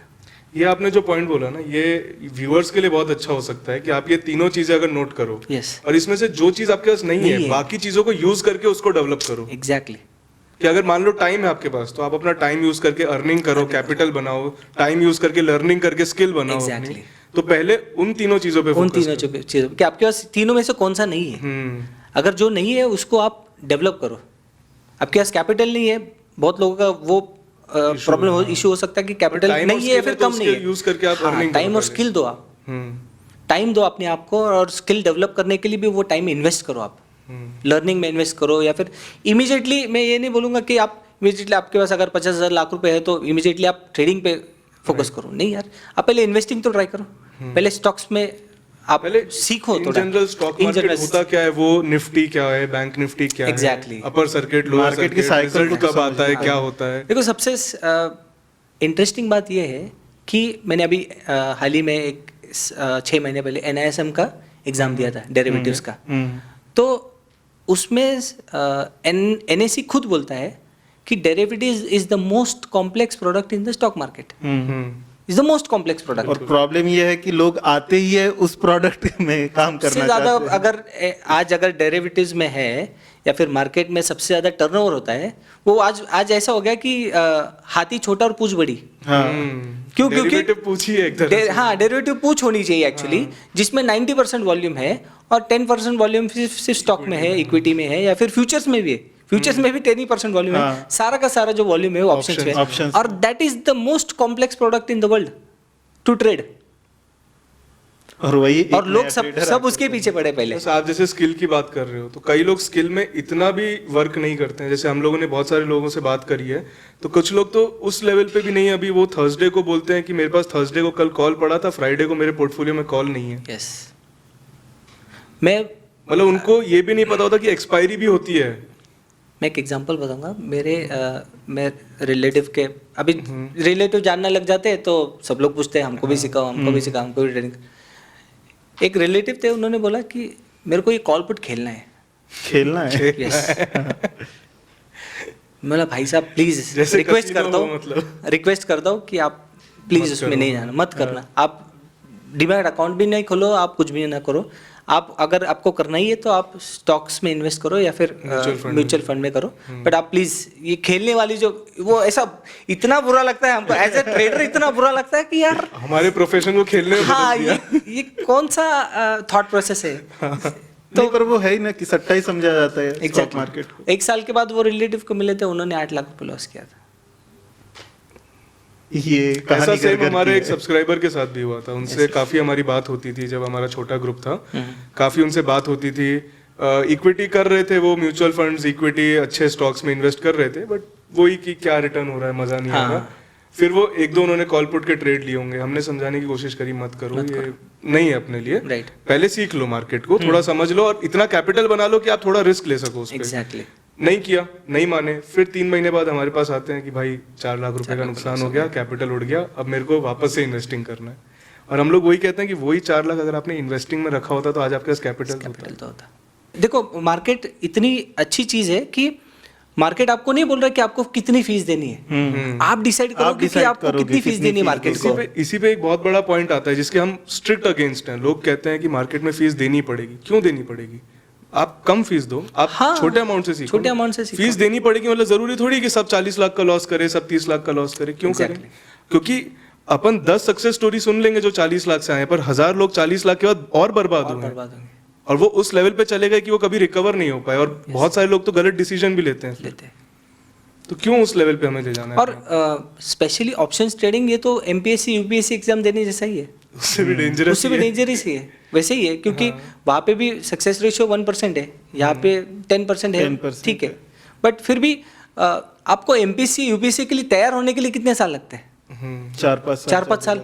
तो ट्रेडिंग के लिए आप उतने साल तो दो। वही हमारा कहना होता है कि Trading अगर अगर आप करना है तो- मार्केट में आ रहे हो तो पहले कैश मार्केट से शुरुआत करो, थोड़ा सा सीखो, एक्सपीरियंस लो, मार्केट की साइकिल समझो, Yes. और उसके बाद फिर जाकर अगर आपको लगता है कि अब आपका माइंडसेट बन गया है तो फिर थोड़ा सा रिस्क लेना शुरू करो। कम से कम 1 साल के सीजन तो देख लो मार्केट के कि हाँ, cycle क्वार्टरली है ना, रिजल्ट एक आते हैं, cycle है, कैसे हाँ। कैसे चीजें होती है। तो मैं व्यूअर को, हर एक को एक ही सजेशन दूंगा कि अगर आपको ऑप्शन ट्रेडिंग करना है तो सबसे पहले एनआईएसएम का सर्टिफिकेट लाओ। बेसिक नॉलेज सबसे पहला एनआईएसएम का डेरिवेटिव सर्टिफिकेट अगर आप पास हो गए तो समझो आप एलिजिबल हो कि आप ट्राई कर सकते हो। मैं ये नहीं बोला कि आप ट्रेडिंग में इमीडिएटली घुस जाओ या फिर फुल टाइम करो। कॉल पुट का मतलब तो पता चले। हाँ, मतलब पता चले, या फिर आप उसके लिए एलिजिबल हो कि आप वो ट्रेड कर सकते हो। उसके बाद बाकी प्रॉफिट वगैरह वो तो चीजें बाकी बात की बात है। अलग की बात। ये हम बहुत मार खा के सीखे इसलिए आज बता पा रहे हैं। लोग बोलेंगे कि तुमने तो ऑलरेडी कर लिया या फिर तुमने तो बहुत प्रॉफिट कर लिया और अब हमें हमको- सिखा रहे हो, हाँ, हमें मना सिखा कर रहे हो। हाँ, और हमें ऐसे मना कर कमेंट रहे हो। आते हैं कि ये लोग तो कर चुके हैं, Exactly. और हमें नहीं करना देना चाहते या हमें पैसा नहीं कमाने देना जबकि चाहते। लोगों को ये नहीं पता जो मार्केट में ऑलरेडी है उसका बेनिफिट ही है, जितने ज्यादा लोग आएंगे मार्केट का बेनिफिट ही Benefit होता ही होता है। है। स्पेशली हमारे जैसे लॉन्ग टर्म इन्वेस्टर्स का तो बेनिफिट है, Benefit जितने है। लोग शेयर खरीदेंगे ऊपर जाएगा। एग्जैक्टली और अभी तो ऐसा हो गया ना इंट्राडे या फिर डेली एक्सपायरी से मैं अभी बस मैच देख के जब आ रहा था तो मैं ये सोच रहा था कि मिड कैप एक एक्सपायरी होती है जो हर मंडे को होती है आई गेस। हाँ मिड कैप Monday या मंडे को, Tuesday को, हाँ मंडे को होती है मिड कैप की एक्सपायरी। तो एक ऑप्शन था वो दिन का ऑप्शन था at the money option. Mid cap का 25 पॉइंट्स का ये है ऑप्शन चेन है। ओके। तो 25 पॉइंट्स दूर का ऑप्शन 7 रुपये चल रहा था और मिड कैप का ये है लॉट साइज है 75 रुपीज़। तो 7 7 14 1500 रुपये। तो मैं ये सोच रहा था कि अगर कोई बंदा 1500 रुपये भी मार्केट में लेके आता तो वो ट्रेड कर सकता है। तो it's such a bad thing. मैं ये बोलूँगा कि कितनी गलत चीज़ है कि सबके लिए मार्केट ओपन कर दिया। हाँ अच्छी भी है कि क्योंकि एक्सेसिबिलिटी अच्छी है बट इतना भी फ्रीडम नहीं होना चाहिए या फिर इतना भी ये वैसी वाली लॉटरी जैसी चीज हो लॉटरी वाली चीज होगी ना कि आप 1000 रुपये या 1500 रुपये भी लेके आओ मार्केट में फिर भी आप कुछ ना कुछ कोई स्टूडेंट के पास 2000 पॉकेट मनी है वो लगा देगा। ऐसा डाल के देखो निकला तो निकला। हाँ एटलीस्ट ये तो हो कि समझो फ्यूचर का कोई कॉन्ट्रैक्ट वैल्यू हो। समझो फ्यूचर का कॉन्ट्रैक्ट वैल्यू है एटलीस्ट उतना पैसा आपके पास होगा। एटलीस्ट। हाँ क्योंकि यूएस में ये रूल है। अच्छा। यूएस में एक रूल है उसको बोलते हैं pattern day trader. Okay. Pattern day trader में ऐसा रूल है कि अगर आपके अकाउंट में $25,000 से कम है तो आप ऑप्शन ट्रेड नहीं कर सकते। हाँ। तो उससे क्या होता है $25,000 पे कैप लग जाता है कि उससे कम आपका कैपिटल हो गया तो आपका अकाउंट ऑप्शन आपको ट्रेडिंग के trade लिए नहीं नहीं करना कर पाएंगे आप। तो एटलीस्ट आप बर्बाद तो नहीं हो, जीरो तो नहीं जा रहे। यस और ये एक एडवांटेज ऐसा होता है कि आप एटलीस्ट $25,000 तो मार्केट में लेके आए और वो तो मिनिमम है। उसमें आप फिर स्टॉक्स करो। और जो $25,000 ला पा रहा है ऑब्वियसली वो कुछ रिस्क अफोर्ड भी कर पाएगा। एग्जैक्टली। तो ये कुछ फंडा होना चाहिए जहाँ पे एटलीस्ट 1 लाख रुपए का कैप होना चाहिए या फिर 1.5 लाख। ये तो इसके ऊपर काम भी चल रहा है। हाँ, बीच में एक कुछ ना न्यूज़ कुछ भी आई थी। राइट तो ऐसा अगर कुछ हो तो सेबी की रिपोर्ट्स वगैरह भी आ रही है तो मतलब ऑब्वियसली उनका ध्यान है इस चीज के ट्रू ऊपर। बट अगर उस पर अगर काम किया जाए तो दैट विल बी कितना वेरी बढ़िया हो बेनिफिशियल को लोगों के लिए। और मैं तो ये बोलूंगा कि हर एक कम को से कम लोग जीरो नहीं करेंगे अपना पैसा। मतलब 1.5 लाख रुपए लेके आया, 50,000 का नुकसान हुआ, ठीक है अब 1 लाख हो गया, आप ट्रेड नहीं कर सकते। एग्जैक्टली तो ये NISM डेरिवेटिव सर्टिफाइड मैंने इसीलिए कहा था क्योंकि मेरे को प्रॉप डेस्क चालू करना था। ओके। मुझे प्रॉप डेस्क शुरू करना था तो उससे और एक सोच ऐसे आई कि ये डबल स्टैंडर्ड क्यों है कि अगर कोई कंपनी में किसी ट्रेडर को काम करना है तो ही has to be NISM certified. But अगर इंडिविजुअली वही काम करना है तो आपको कोई सर्टिफिकेट की जरूरत नहीं। मतलब खुद का पैसा उड़ा दो, हाँ। दूसरों का उड़ाने के लिए लाइसेंस चाहिए। हाँ तो ऐसा नहीं होना चाहिए ना। अगर रूल है कोई कंपनी में काम करे तो उसको NISM सर्टिफिकेट जरूरी है। तो अगर किसी को ट्रेडिंग भी करना है तो उसको उतना नॉलेज हो या फिर अगर वो सर्टिफाइड हो तो उसके लिए बेनिफिट तो होगा। जबकि मुझे तो लगता है उल्टा है, अगर कोई प्रॉप में किसी को रख रहा है तो वो उसको वेरीफाई चेक करके उसकी परफॉर्मेंस देख के Exactly, रखेगा। और 100%। खुद के कैपिटल पे तो कोई रेस्ट्रिक्शन नहीं है। नहीं लेगा कोई रिस्ट्रिक्शन। तो अगर इसी चीज पे अगर कुछ काम हो या फिर इस पे रिटेल को अगर सपोर्ट मिले तो it will be a game changer for everybody. और कुछ ऐसा ही हो कि आपका कैपिटल इससे कम है या आपका कुछ पैटर्न निकल आए कि आप 1 महीने से लॉस में हो या 3 महीने से लॉस में exactly. हो, तो आपके लिए कुछ ऐसा कंपलसरी कर दिया जाए कि अब आपको एक ये टेस्ट करना पड़ेगा या ये 10 वीडियोस हैं आपको ये देखने पड़ेंगे वरना आपको ट्रेड नहीं करने दिया जाएगा। ऐसा हाँ फॉरेन कंट्रीज में ये होता है ना कि अगर आपको टिकट मिले आप ओवर स्पीडिंग कर रहे हैं या फिर गाड़ी जोर से चला तो रहे हैं आपको टेस्ट वापस से या एक लेसन लेने जाना पड़ता हाँ है। वापस जाने पड़ता है। तो कोई अगर कोई रूल हो या फिर कोई या कंपलसरी ब्रेक लगा दें कि 15 दिन अब ये ट्रेड नहीं कर सकता तो उसको एक पॉज मिले। गैम्बलिंग एडिक्शन भी जो एक हो जाता है। हाँ आजकल हम देख रहे हैं जो अभी रिसेंटली हमने न्यूज़ में भी सुना कि किसी ने सुसाइड कर लिया जस्ट बिकॉज उसने लोन लिया था या फिर इतना सारा उस पे डेट रुका नहीं जाता करते करते। तो मैं सबसे यही रिक्वेस्ट करूँगा कि अगर आपको ट्रेडिंग में आना है वो भी स्पेशली अगर आपको ऑप्शंस में आना है तो नॉलेज इन डेप्थ के साथ आओ अगर ट्रेड भी करना है तो आप थोड़ा पेपर ट्रेड कर लो यार, कोई प्रॉब्लम नहीं। टेस्टिंग के लिए पेपर ट्रेड करना भी कोई और उससे आपका डिसिप्लिन और पेशेंस तो बिल्ड होगा। आप पैसा कमाने के लिए रुक पा रहे हो कि नहीं रुक पा रहे। राइट। तो एटलीस्ट अपने आप को इतना मौका देना चाहिए कि ये मेरे लिए सही है कि नहीं, या फिर मैं कर पाऊंगा कि नहीं, because trading is not for everybody. Right. जैसे कि और कोई भी प्रोफेशन है। हर कोई डॉक्टर थोड़ी बन सकता हाँ, और हमको एज इंडिविजुअल्स सबको ये समझना जरूरी कि मेरा अंकल पॉइंट किधर है। अंकल पॉइंट ये है कि हमारे बाजू वाले अंकल हमसे जब तक पैसे मांगने नहीं आते तो वो पॉइंट कहाँ तक है। अच्छा। अगर उन्होंने मेरे को पैसा दिया है तो वो अगर मेरे से मांगने आ रहे हैं तो वो कौन से लेवल तक है, या फिर कौन से पेशेंस लेवल तक है। तो हर एक को वो पेशेंस लेवल समझना जरूरी कि मेरा रिस्ट्रिक्शन कहाँ है। अगर मेरे पास नहीं पैसा कोई प्रॉब्लम नहीं, मैं नॉलेज लेके मैं टाइम या स्किल डेवलप करने के लिए टाइम दूंगा। मार्केट कहीं जा नहीं रहा है, मार्केट पहले भी था और रहेगा भी, हम लोग जाएंगे, मार्केट तो यहीं रहेगा। तो वो जो फियर ऑफ मिसिंग आउट है, हाँ, वो कंट्रोल करना बहुत जरूरी है हमारे। अभी अगर हम देखें यहाँ पर तो थोड़ा सा ब्रोकर साइड से काफ़ी ज़्यादा प्रॉब्लम मार्केट में हमें क्रिएट होते हुए दिखाई दे रहा है। स्पेशली अगर हम देखें तो काफ़ी सारे, जब भी हम ट्रेडर से बात करते हैं और इंट्राडे या एफएनओ ट्रेडर से बात करते हैं, तो जो ऐप ग्लिच है उसकी वजह से काफ़ी बड़े लॉसेस सामने आते हुए देखने को मिल रहे हैं। तो उसके बारे में आपका क्या कहना है? ओके, तो मैं ये बोलूँगा कि ब्रोकर इश्यूज या फिर जो प्रॉब्लम्स है ऑब्वियसली अभी थोड़े ज़्यादा हो गए हैं, या फिर हम ये बोलेंगे कि मोस्टली जो डेली एक्सपायरीज है उसकी वजह से थोड़े ज़्यादा प्रॉब्लम्स है। अच्छा। रीज़न बीइंग कि वॉल्यूम उतना मार्केट में है, ओके, और ब्रोकर्स कभी कभी ऐसा लगता है कि मे बी कुछ ब्रोकर्स उतना वॉल्यूम हैंडल करने के लिए, या फिर वो जो मूव है, वॉलिटिलिटी है, उसको हैंडल करने के लिए इतने प्रिपेयर्ड नहीं है। देखो, at the end of the day हम ये भी सोच सकते हैं कि टेक्नोलॉजी है, technology can not be 100% proof, या फिर 100% फेल प्रूफ हो ही नहीं सकती।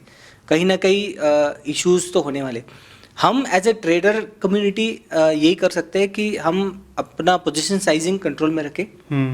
हम एक ट्रेड में इतना इन्वॉल्व ना हो कि जिससे हमको बहुत बड़ा लॉस हो, क्योंकि हम कोई भी बिजनेस देखें, कोई रेस्टोरेंट हो या फिर कुछ भी हो, रेस्टोरेंट कभी हम ये नहीं सोच सकते कि ये फायर प्रूफ है। बिल्कुल, कभी ना कभी आग लगनी है। तो इतने लेवल तक हम वो चीज़ में ना हो कि इतना डीपली लॉस हो जाए कि सारा हमारा कैपिटल वो लेके जाए, या फिर हाँ, उससे उभर ही ना पाए। इसलिए मैं जो रिस्क मैनेजमेंट जो फॉलो करता हूँ कि भले मेरे पास 1 करोड़ कैपिटल हो, बट उसका ओनली 10% मैं मेरी ट्रेडिंग अकाउंट में रखूंगा, बाकी का सारा बैंक अकाउंट। हाँ, बाकी सारा बैंक अकाउंट में होगा, और वो बैंक अकाउंट वो ट्रेडिंग अकाउंट से लिंक भी नहीं होगा। अच्छा, ताकि उससे निकल ना पाए, ब्रोकर ना निकल पाए, या फिर ऐसी सिचुएशन में ना फंसूं कि मैं उससे उभर ना पाऊँ। एक दिन में अगर मैं 10 लाख लॉस करूँ तो 10% लॉस करूँ तो ठीक है, मैं उभर तो सकता हूँ।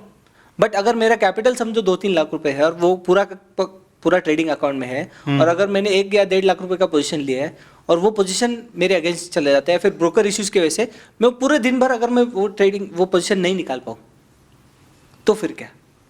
तो हम एज ए ट्रेडर, हमको वही बिजनेस एस्पेक्ट से ये सोचना ज़रूरी है कि ये जो ट्रेडिंग के लिए मैंने ये जो पैसा लाया है आज मार्केट में, ये पूरा जाने वाला है। मैं इतना अपने आप को फेल प्रूफ करूँ, पहले अपने आप को इतना फेल प्रूफ करूँ कि ये जो मैंने पैसा लाया ये गया तो भी मेरे को इमोशनली, मेरी लाइफ में कोई इम्पैक्ट नहीं आएगा। हाँ, मुझे इमोशनली इफेक्ट नहीं होगा, तभी मैं वेल प्रिपेयर्ड ट्रेडिंग कर पाऊंगा, और तभी मैं ये ग्लिचेस से भी अपने आप को प्रोटेक्ट कर पाऊंगा। तो मैं ये रूल भी बहुत फॉलो करता हूँ कि फॉर एग्जांपल अगर मुझे प्रॉफिट हुआ, समझो 10 लाख रुपए कैपिटल है, समझो एक दिन में मुझे 25,000 रुपये प्रॉफिट हुआ, तो वो 25,000 रुपये मैं ट्रेडिंग अकाउंट में नहीं रखूंगा, वो इमीडिएटली वही दिन पे, सेम दिन पे अपने बैंक अकाउंट में ट्रांसफर कर। ट्रेडिंग अकाउंट में फिक्स पैसा रहेगा, फिक्स पैसा ही रहेगा, उससे ज़्यादा मेरे को रिस्क ही नहीं लेना मार्केट में, या फिर उससे ज़्यादा मेरे को मार्केट में इन्वॉल्व ही नहीं होना है। दूध के ऊपर जो मलाई बनती रहेगी वो आप निकालते रहोगे, वो निकालते रहो, और बाकी का जो दूध है वो उबलते रहेगा, वो अपने आप को और ज़्यादा मलाई बनाता रहेगा। तो आपको पर्सनली ऐसा फील होता है, क्योंकि काफ़ी सारे ट्रेडर्स या काफ़ी सारे सोशल मीडिया पे मैं देख रहा हूँ, लोगों को ऐसा फील हो रहा है कि जो ग्लिच हैं ब्रोकर के, वो रिसेंटली बहुत ज़्यादा बढ़ते जा रहे हैं। मतलब फ्रीक्वेंसी, जैसे पहले कभी साल में 1 आध बार हुआ, अब महीने में 1 बार हो रहा है। तो ये बढ़ते जा रहे हैं। तो कई लोगों का इसमें ये भी कहना है कि शायद हो सकता है इसमें ब्रोकर्स का कुछ अपना गेन हो या कुछ वो करना चाह रहे हैं उसके थ्रू। तो नहीं, आपको ऐसा लगता है? हाँ, मुझे नहीं लगता ऐसा कुछ है। यहाँ पे इशू ऐसा हो रहा है ना कि फॉर एग्जांपल अब अगर आप ऑप्शन चेन देखते हैं हम, बराबर? निफ्टी के ऑप्शन चेन में हम देखें तो 10 करोड़ का ओआई बन रहा है। हाँ 10 करोड़ का ओआई, जो लोड कि बहुत ज्यादा हो रहा है। हाँ, which is never heard of, which is never seen of, कभी तक देखा नहीं हमने। पर 10 दूसरी करोड़ साइड में आप टेक्नोलॉजी को भी तो अपग्रेड कर सकते हो ना। अब हाँ, जैसे टेक्नोलॉजी तो कर सकते हैं, इसमें but- एक रिपोर्ट मैंने पढ़ी, एक रिपोर्ट तो नहीं, आर्टिकल कह सकते हैं, कि जैसे जो सबसे बड़ा ब्रोकर अभी है, अपन नाम नहीं ले तो हाँ, बेटर है, बट उन्होंने जो अपना कनेक्शन ले रखा है जो एक्सचेंज से, वो काफी हाई स्पीड वाला अवेलेबल है ऑप्शन, पर उन्होंने फिर भी बहुत लो स्पीड वाला ले रखा है। जबकि अगर वो इंडिया का सबसे बड़ा ब्रोकर है, इतने वॉल्यूम जनरेट हो रहे हैं, ऑब्वियसली हमें पता है कि ऑप्शन बायर ऑप्शन सेलर जितना ब्रोकरेज दे रहे हैं उनकी जेब में तो आ ही रहा है, बराबर। और साल सबको पता है साल का कितना हजारों करोड़ का वो प्रॉफिट कर रहे कर हैं। रहे हैं। तो क्यों वो, मतलब कोई भी चीज छोड़ क्यों रहे हैं वो? चलो ऐसा है कि आपके पास जो बेस्ट पॉसिबल है वो सब आपने ले लिया, फिर भी कुछ हो रहा है तो समझ आता है। पर अगर आपके पास 10 MBPS की लाइन है, फिर भी आप 2 MBPS वाली लाइन लेके बैठे हो, तो वो कहीं ना कहीं फिर लोगों को डाउट होता है कि या तो ये बिजनेस इस तरीके से कर रहे हैं कि इनको कोई परवाह नहीं है कस्टमर की, मिनिमम कॉस्ट पे चलाना चाह रहे हैं बिजनेस, Right. या फिर क्या इसमें उनकी कुछ, मुझे तो नहीं लगता जानबूझ के कर रहे हैं, क्योंकि वो उनका बिजनेस खराब हो जाएगा अगर वो Obviously, हाँ। जानबूझ के। पर मुझे क्यों ऐसा लगता है, हाँ, इसमें ऐसा है, आई मीन मुझे ऑब्वियसली उनको अगर टेक्नोलॉजिकली कहीं पे भी वो लैक करे तो डेफिनेटली उनको उस पर इम्प्रूव करना बहुत जरूरी है, because that is there core और ऑफ ऐसा देयर नहीं है कि बिजनेस। वॉल्यूम्स अभी आई है, वॉल्यूम तो 2-3 साल से अच्छी खासी बढ़ चुकी है, तो हाँ, अब नहीं, तो but इम्प्रूव करने का टाइम आ चुका अभी है। एक्चुअली 2023 में या फिर स्पेशली ये जो डेली एक्सपायरी से जो हो रहा है ना, तो यहाँ पे क्या हो रहा है कि देखो, जब ये इतना ओआई बनता है, 10 crore OI in Nifty on single strike price is never heard of a scene of. तो इसमें क्या होता है, समझो आपने कोई ऑप्शन 5 रुपए में सेल किया है, और आपने उसको स्टॉप लॉस भी लगा दिया, तो ग्लिच क्यों आ रहा है ऐसा मुझे लगता है, या फिर कभी कभी ग्लिच क्यों आ रहा है, और स्पेशली वो तभी आ रहा है कोई स्पाइक आ जाता है। तो स्पाइक में क्या हो रहा है कि करोड़ों ऑर्डर्स ऑलरेडी सिस्टम में लगे हुए हैं। ओके, तो वही एग्जीक्यूट नहीं हो पा रहे, तो नए वो ऑर्डर feel- प्लेस हाँ, नहीं हो पा रहे। तो ये सारा इंफ्रास्ट्रक्चर आई थिंक रिवैम्प करने की जरूरत है एनएससी के साइड से भी। हम सिर्फ ब्रोकर को ब्लेम नहीं कर सकते, क्योंकि ब्रोकर के ऊपर भी कोई है। एनएससी को भी अपना सिस्टम और ज्यादा एग्जैक्टली, एडवांस हाँ, करना क्योंकि पड़ेगा। मैंने ऐसा सुना है, मैं गलत हूँ आई डोंट नो, बट ये मैंने सुना है कि एनएससी अगर समझो एक ब्रोकर है तो फॉर एवरी सेकेंड और for every minute they can only flush और they can only execute 60,000 orders. Okay, Okay. काफी हाँ, कम। हाँ। ऐसा मैंने सुना है। ये मिनट है या पर सेकंड, ये I मेरा guess per knowledge, second ही होगा, minute हाँ, तो per बहुत second, कम हो हाँ। जाएगा। तो इतना वो कर सकते हैं। अगर वो ब्रोकर को और वॉल्यूम जनरेट करना है तो उसको और अल्टरनेट लाइन लेके या फिर अल्टरनेट बैंडविड्थ लेके एनएससी के साथ काम करना हो। तो आई फील कि यहाँ पे कोई इशू हो सकता है, बिकॉज सडनली जब एक स्पाइक आता है तो लाखों करोड़ों order ऑर्डर, जाते हाँ, हैं, करोड़ों order जाते करोड़ों ऑर्डर एक साथ ये हो रहे Especially सिस्टम जिनके ऑटोमेटिक एसएल लगे एग्जैक्टली, हैं। हाँ, बिकॉज प्राइस डिस्कवरी हो रही है इमीडिएटली। तो 55 पैसे से जो ऑप्शन 10 रुपए उड़ रहा है या फिर 50 रुपए पे उड़ रहा है, आजकल सोशल मीडिया पे उसको इंजेक्शन कहा जाता है। हाँ, ये उसको नाम इंजेक्शन मैंने बोलते हैं, ऑप्शन सेलर उसको इंजेक्शन बोलते हैं कि आज इंजेक्शन कौन से साइड आएगा। तो अच्छा, वो दिखने में इंजेक्शन, हाँ, दिखने में, क्योंकि वो एक बड़ा सा स्पाइक वीक वाला होता है और उसके बाद बॉडी आती है। हाँ, तो उसको इंजेक्शन बोलते हैं। तो उसकी वजह से हो रहा है कि ये ऑर्डर इन्फ्लक्स इतना ज्यादा है, आप बिलीव नहीं करोगे कि एवरी डे सिर्फ टाइम बेस्ड स्ट्रैडल जो होते हैं, टाइम बेस्ड जो 920 वाला स्ट्रैडल हो गया, 930 वाला हो गया, या कोई ऑटो स्ट्रैंगल हो गया, डीके खाना चाहते हैं। हाँ, तो उसमें every day 20,000 crore options right हो रहे हैं स्ट्रैडल्स और स्ट्रैंगल्स में एवरी डे मिनिमम। ये तो मैं बहुत मिनिमम बोल रहा हूँ, ये मिनिमम है, मतलब 20,000 करोड़। इससे ज्यादा ही नंबर है। मैं तो बोलूँगा 50,000 करोड़ है एवरी डे, एवरी डे। तो मतलब सबने वो सिंपल स्ट्रेटेजी सीख के सब आंख बंद करके डाल एग्जैक्टली, और जब वो स्ट्रैटेजी उड़ेगी या फिर वो स्ट्रैटेजी का स्टॉप लॉस उड़ेगा तब क्या होगा? तब वो सारे करोड़ों ऑर्डर एक साथ जाएंगे। एग्जैक्टली।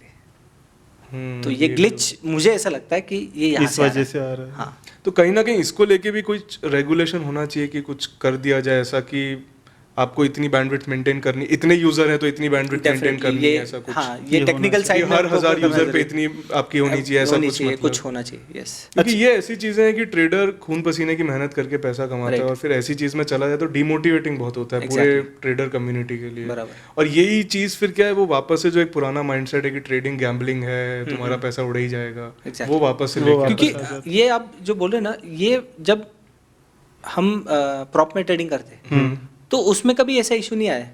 वो ब्रोकर्स ये अलग जो होते ग्लिच वाला नहीं, उसमें क्या है कि आपका जो कनेक्शन है वो वो डायरेक्ट है, NSE के साथ। NSE के साथ है। तो आपके तो ऑर्डर की आपके पास है लिमिट। एग्जैक्टली अभी तो करोड़ों ऑर्डर जा नहीं रहे। हाँ 2 दिन पहले की बात है, जब मैं सेंसेक्स ट्रेड कर रहा था, मैं अपने वेब बेस्ड प्लेटफॉर्म पे जो ब्रोकर के साथ है उस पर भी कर रहा था और प्रॉप अकाउंट पे भी कर रहा था, दोनों पे भी मैं ट्रेड कर रहा था। दोनों पे भी मैंने सेम ऑर्डर लिमिट ऑर्डर लगाया था कि मेरे को यहाँ पे सेल करना है। एक में एग्जीक्यूट हो गया, एक में नहीं हुआ। किस में हुआ और किस में नहीं हुआ? वो तो आपको ऑब्वियसली। तो ये एक पर कंसर्न ये फिर कहीं ना कहीं वो वाली सोच लेके आता है जो आजकल थोड़ी सोशल मीडिया पे भी चल रही है कि अगर ब्रोकर ग्लिच हुआ और मान लो 10 मिनट भी कोई ऑर्डर नहीं जा रहा है तो उतने टाइम में जो जिनके पास डायरेक्ट लाइन है, इंस्टीट्यूशंस, FIIs, इस तरह के लोग, वो फिर उसका फायदा उठाते होंगे कुछ तो, डेफिनेटली, कुछ ना कुछ क्योंकि तो उनको वो तो gain- एज चाहिए, जहाँ पे Edge भी एज मिलता है, हाँ। तो अगर उनको पता है कि इतने सारे लोगों के ऑर्डर फंसे हुए हैं और उनको पता है कि मान लो इतने सारे स्टॉप लॉस हिट हुए हैं और ये ऑर्डर आने वाले हैं 10 मिनट बाद, तो मैं उसका आज फायदा मैं आपको example मान लो उससे- बहुत सारे लोगों ने सेल कर रखा है और Right. बाइंग के ऑर्डर आने वाले हैं तो वो अभी बाय कर ले। तो ये एकदम क्लासिक एग्जांपल मेरे साथ हुआ था 2021 में, जब 11:30 बजे ब्रोकर ये हो गया था, NSE का सर्वर ग्लिच हो गया था और वो 3:30 बजे चालू होने, तब मेरे पास ऑर्डर ओपन थी, मैंने पुट बाय करके रखा था। अच्छा। वो वेडनेसडे था, कुछ 120 वाला ऑप्शन मैंने बाय करके रखा था, पुट वाला पुट ऑप्शन बाय करके रखा था। और तब मैं थोड़ा ज़्यादा क्वांटिटी, 4000 क्वांटिटी मेरे पास थी। 3:30 बजे मार्केट ओपन हुआ, मेरी ऑर्डर हुई एग्जीक्यूट 80 या 90 रुपीज़ पे, तो ऑलमोस्ट फॉर द 12 अच्छा खासा लॉस हो गया था।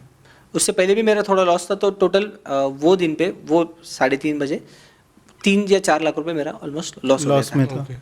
बट ये सोचो कि वो टाइम पे ऐसा क्या हो गया अचानक कि जो मार्केट नीचे जाने वाला था वो 1000 पॉइंट ऊपर चला गया मार्केट खुलते ही। जो आप जो बोल रहे थे, बल्क पेंडिंग ऑर्डर, हाँ आप जो बोल रहे थे, हाँ। तो ये उस वही है वजह कि से हुआ। हाँ उसी वजह से है, ये है कि ऑब्वियसली प्राइस डिस्कवरी सडनली हुई वो। हाँ, और वहाँ पे क्या हुआ था कि बहुत सारे स्टॉक्स को सर्किट भी लग गया था। क्यों? क्योंकि उन्होंने ऐसा बोला था कि NSE का ऑर्डर आप BSE पे सेटल कर सकते हो, BSE का NSE पे कर सकते हो। तो एक साइड पे सर्किट लगा हुआ था, एक साइड पे नहीं लगा हुआ था। अच्छा। तो वो जो सारे स्विचिंग हुआ या फिर सारा जो कुछ हुआ, तो उसमें मार्केट ने उन्होंने मार्केट को ऊपर भागा ऊपर दिया। भागा। इंस्टीट्यूशंस या जो भी थे उसके जो भी पीछे है, तो मार्केट बहुत ऊपर भागा था वो टाइम पे, 1000 पॉइंट ऊपर भागा था। अच्छा, आप मेनली ऑप्शंस बाइंग और ऑप्शंस में काम करते हैं। Yes. अगर कोई नया बंदा है जो ऑप्शंस करना चाहता है, पहले तो उसको मार्केट से कितना एक्सपीरियंस लेना चाहिए, और अगर उसको एज अ ऑप्शन ट्रेडर खुद को डेवलप करना है तो क्या करना चाहिए? ओके, तो अगर कोई ऑप्शंस में आता है तो फर्स्ट ऑफ ऑल तो उसको पहले कैश मार्केट का नॉलेज होना चाहिए। एटलीस्ट स्टॉक मार्केट क्या है, बेस क्या है, उसका 1 साल का एक्सपीरियंस होना चाहिए। डे टू डे एक्सपीरियंस, कौन से स्टॉक्स है, क्या है, निफ्टी क्या होता है, बैंक निफ्टी क्या होता है।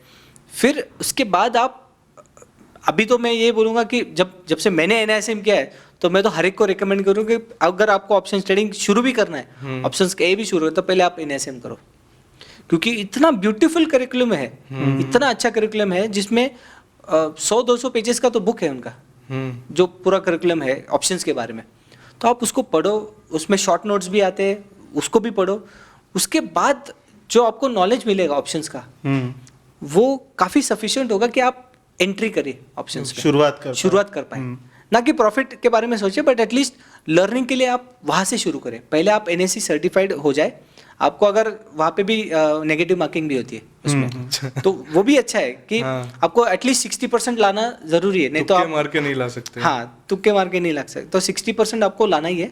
उसके ऊपर आएंगे तो आपको सर्टिफिकेट मिलेगा। तो जो भी अगर ऑप्शंस करना चाहता है, पहले वो सर्टिफिकेशन करे, ताकि अपने आप को टेस्ट तो कर ले कि सच्ची मैं कोई बिजनेस में जाना चाहता हूँ, मैं उस बिजनेस के लायक हूँ कि नहीं, हाँ कर भी पाऊंगा कि नहीं।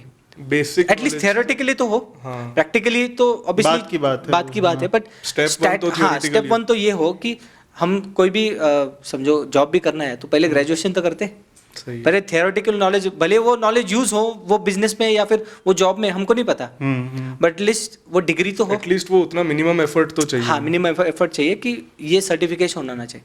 उसके बाद फिर आप ये सोचे कि आपको 4 साल देने हैं, अगर आपको ऑप्शंस में ही करना है फॉर एग्जांपल, तो आपको 4 साल देने हैं कि ये सोच के मेरे को प्रॉफिट नहीं होने वाला, मेरे को थोड़ा फीस देना है मार्केट को सीखने के लिए, मार्केट मेरे को सीखने का, क्योंकि मेरे को एक साइकिल देना है। जैसे आप बोलते हैं ना क्वार्टरली रिजल्ट्स होते हैं, क्वार्टरली क्यों होते हैं, मंथली क्यों नहीं होते, क्योंकि एक साइकिल है, वो साइकिल रोटेट होना जरूरी है। तो जैसे हम और वो उतार चढ़ाव देखना जरूरी है। एग्जैक्टली जब वॉलिटिलिटी का भी जो फेज होता है, हाँ। कि हर 6 महीने में, साल भर में थोड़ा सा वॉलिटिलिटी आएगा, फिर डिप डाउन होगा, फिर जैसे मार्केट होता है कि ऊपर जाएगा कंसोलिडेट होगा, फिर नीचे आएगा पुल बैक आएगा, फिर ऊपर जाएगा, तो वो जो ऊपर उतार चढ़ाव है वो देखना हमको 4 साल जरूरी है। ओके उसके बाद ही फिर हम सोचे कि हम प्रॉफिटेबिलिटी एक्सपेक्ट करना शुरू कर दें। तो अगर किसी को ऑप्शंस पे आना है तो 5 साल अपने आप को दो, अगर आप उस बिजनेस को 5 साल दे सकते हो तभी तो फिर- जाकर वो करो। हाँ तभी ये नहीं जाके कि करो। आज ट्रेड करूंगा आज ही पैसा हाँ आज ही कमाऊँ, वो तो बिल्कुल है, आई मीन वो तो सिर्फ गैम्बलिंग करने का, या फिर आप वही बिजनेस को देखो, at the end of the day क्या होगा, जो मेरे साथ भी हुआ या फिर आसपास भी लोग वही बोलते हैं कि ज्यादातर लोगों के साथ जो वही, होता है। हाँ सबके साथ वही होता है कि फिर वही गाली दे के जाते हैं मार्केट को कि अरे यार मार्केट ने मेरा पैसा लेके गया, या फिर मार्केट ही बकवास है, या फिर मार्केट जो भी है, और एक सब बार लोग वही जो लॉस बोलेंगे। करके जाता है वो काफी दिनों तक मार्केट में लौट नहीं पाता फिर। नहीं लौट पाएगा, नहीं पाएगा, वो हिम्मत ही नहीं कर पाएगा। और एक हमेशा के लिए डर बन जाता है। एग्जैक्टली तो हम जो बोलते हैं ना कि अनसर्टेनिटी कहाँ से आती है, वो फियर से आती है।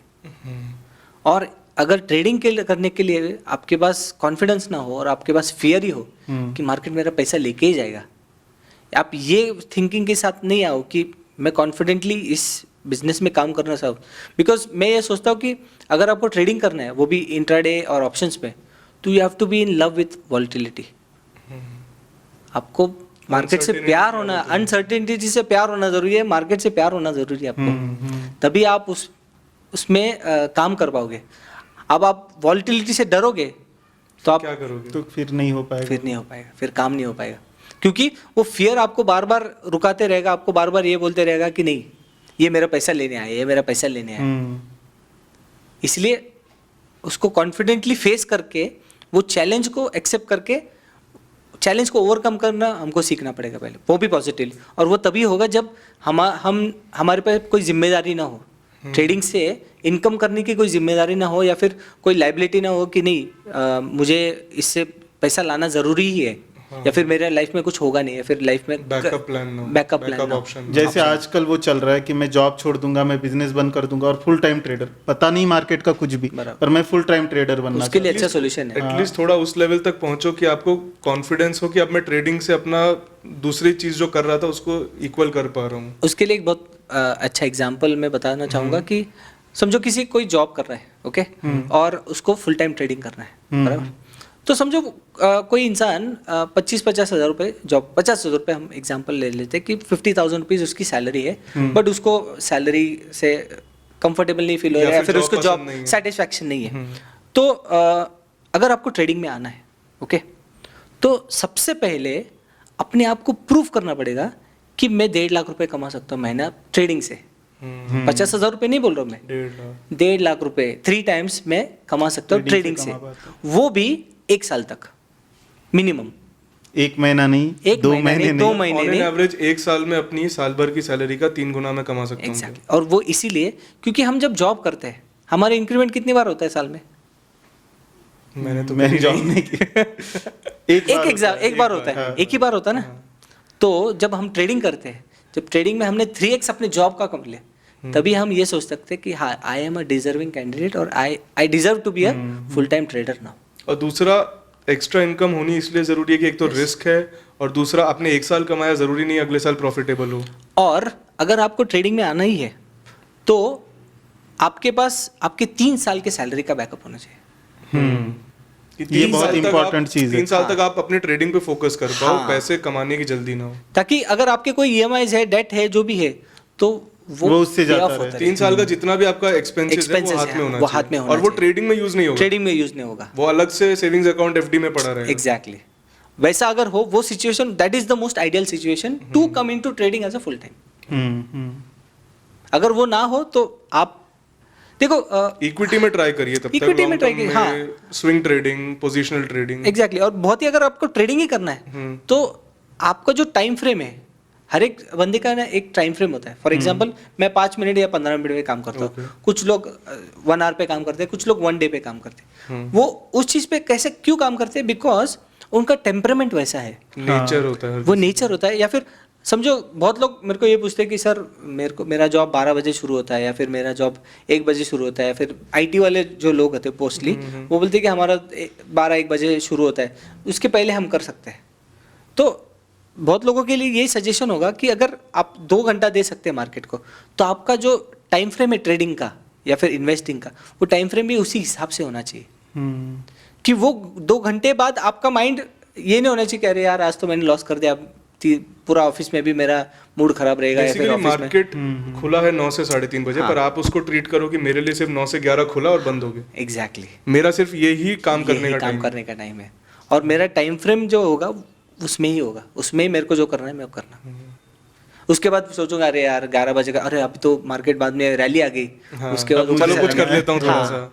अब वो मार्केट पे ध्यान ही नहीं देना काम नहीं, के फिर वक्त, ध्यान- एक काम पे एक ही टाइम फोकस करना। यस, या फिर आप फिर अगर आपको थोड़ा ही टाइम मिलता है समझो अगर डेली का, तो आप उसको स्विंग में कन्वर्ट करो, जहाँ पे कि आप आर्ली इस पे करो, या फिर कोई आप Daily एक सिस्टम बना लो, एक सिस्टम बना लो कि ये है मेरा सिस्टम, ये मेरा स्टॉप लॉस है, ये मेरा टारगेट है। अगर मैं सिस्टम में लगा के रखूँ, मेरा स्टॉप लॉस आ जाए, आप टारगेट भले ही मत लगाओ, but stop loss stop loss लगा लो। और स्टॉप लॉस trail कर लगाओ, लो, हाँ stop ट्रेल loss को। और यही चीज हम कहते भी है कि जो जॉब कर रहा है, जो फुल टाइम मार्केट को नहीं दे सकता, स्पेशली वो स्विंग ट्रेड मार्केट करो, आवर्स में नहीं दे सकता टाइम। स्विंग ट्रेड करो, हाँ वहां से पैसे चीज है कमाओ। Swing trade. एग्जैक्टली ब्यूटीफुल चीज़ है। पर प्रॉब्लम क्या हो जाती है कि स्विंग ट्रेड से वो एड्रेनलिन रश नहीं मिलता, मार्केट को और लोगों देखने को का ट्रेड करने से ज्यादा वो रश चाहिए होता है, इसलिए वो एफएनओ क्योंकि वो dopamine है ना आपके हाँ दिमाग में। डोपामाइन रियलिटी चाहिए में होता है। एक स्विंग ट्रेडर की रियलिटी क्या है कि वो 10 मिनट 11 बजे देख लेगा मार्केट और क्लोजिंग के वक्त 10 मिनट देख लेगा, उसका काम हो जाता है। Exactly. बट वो सुनने में कितना पीसफुल लगता है, पर लोगों को क्या चाहिए, पूरे टाइम ऐसा ऊपर नीचे देखते रहो।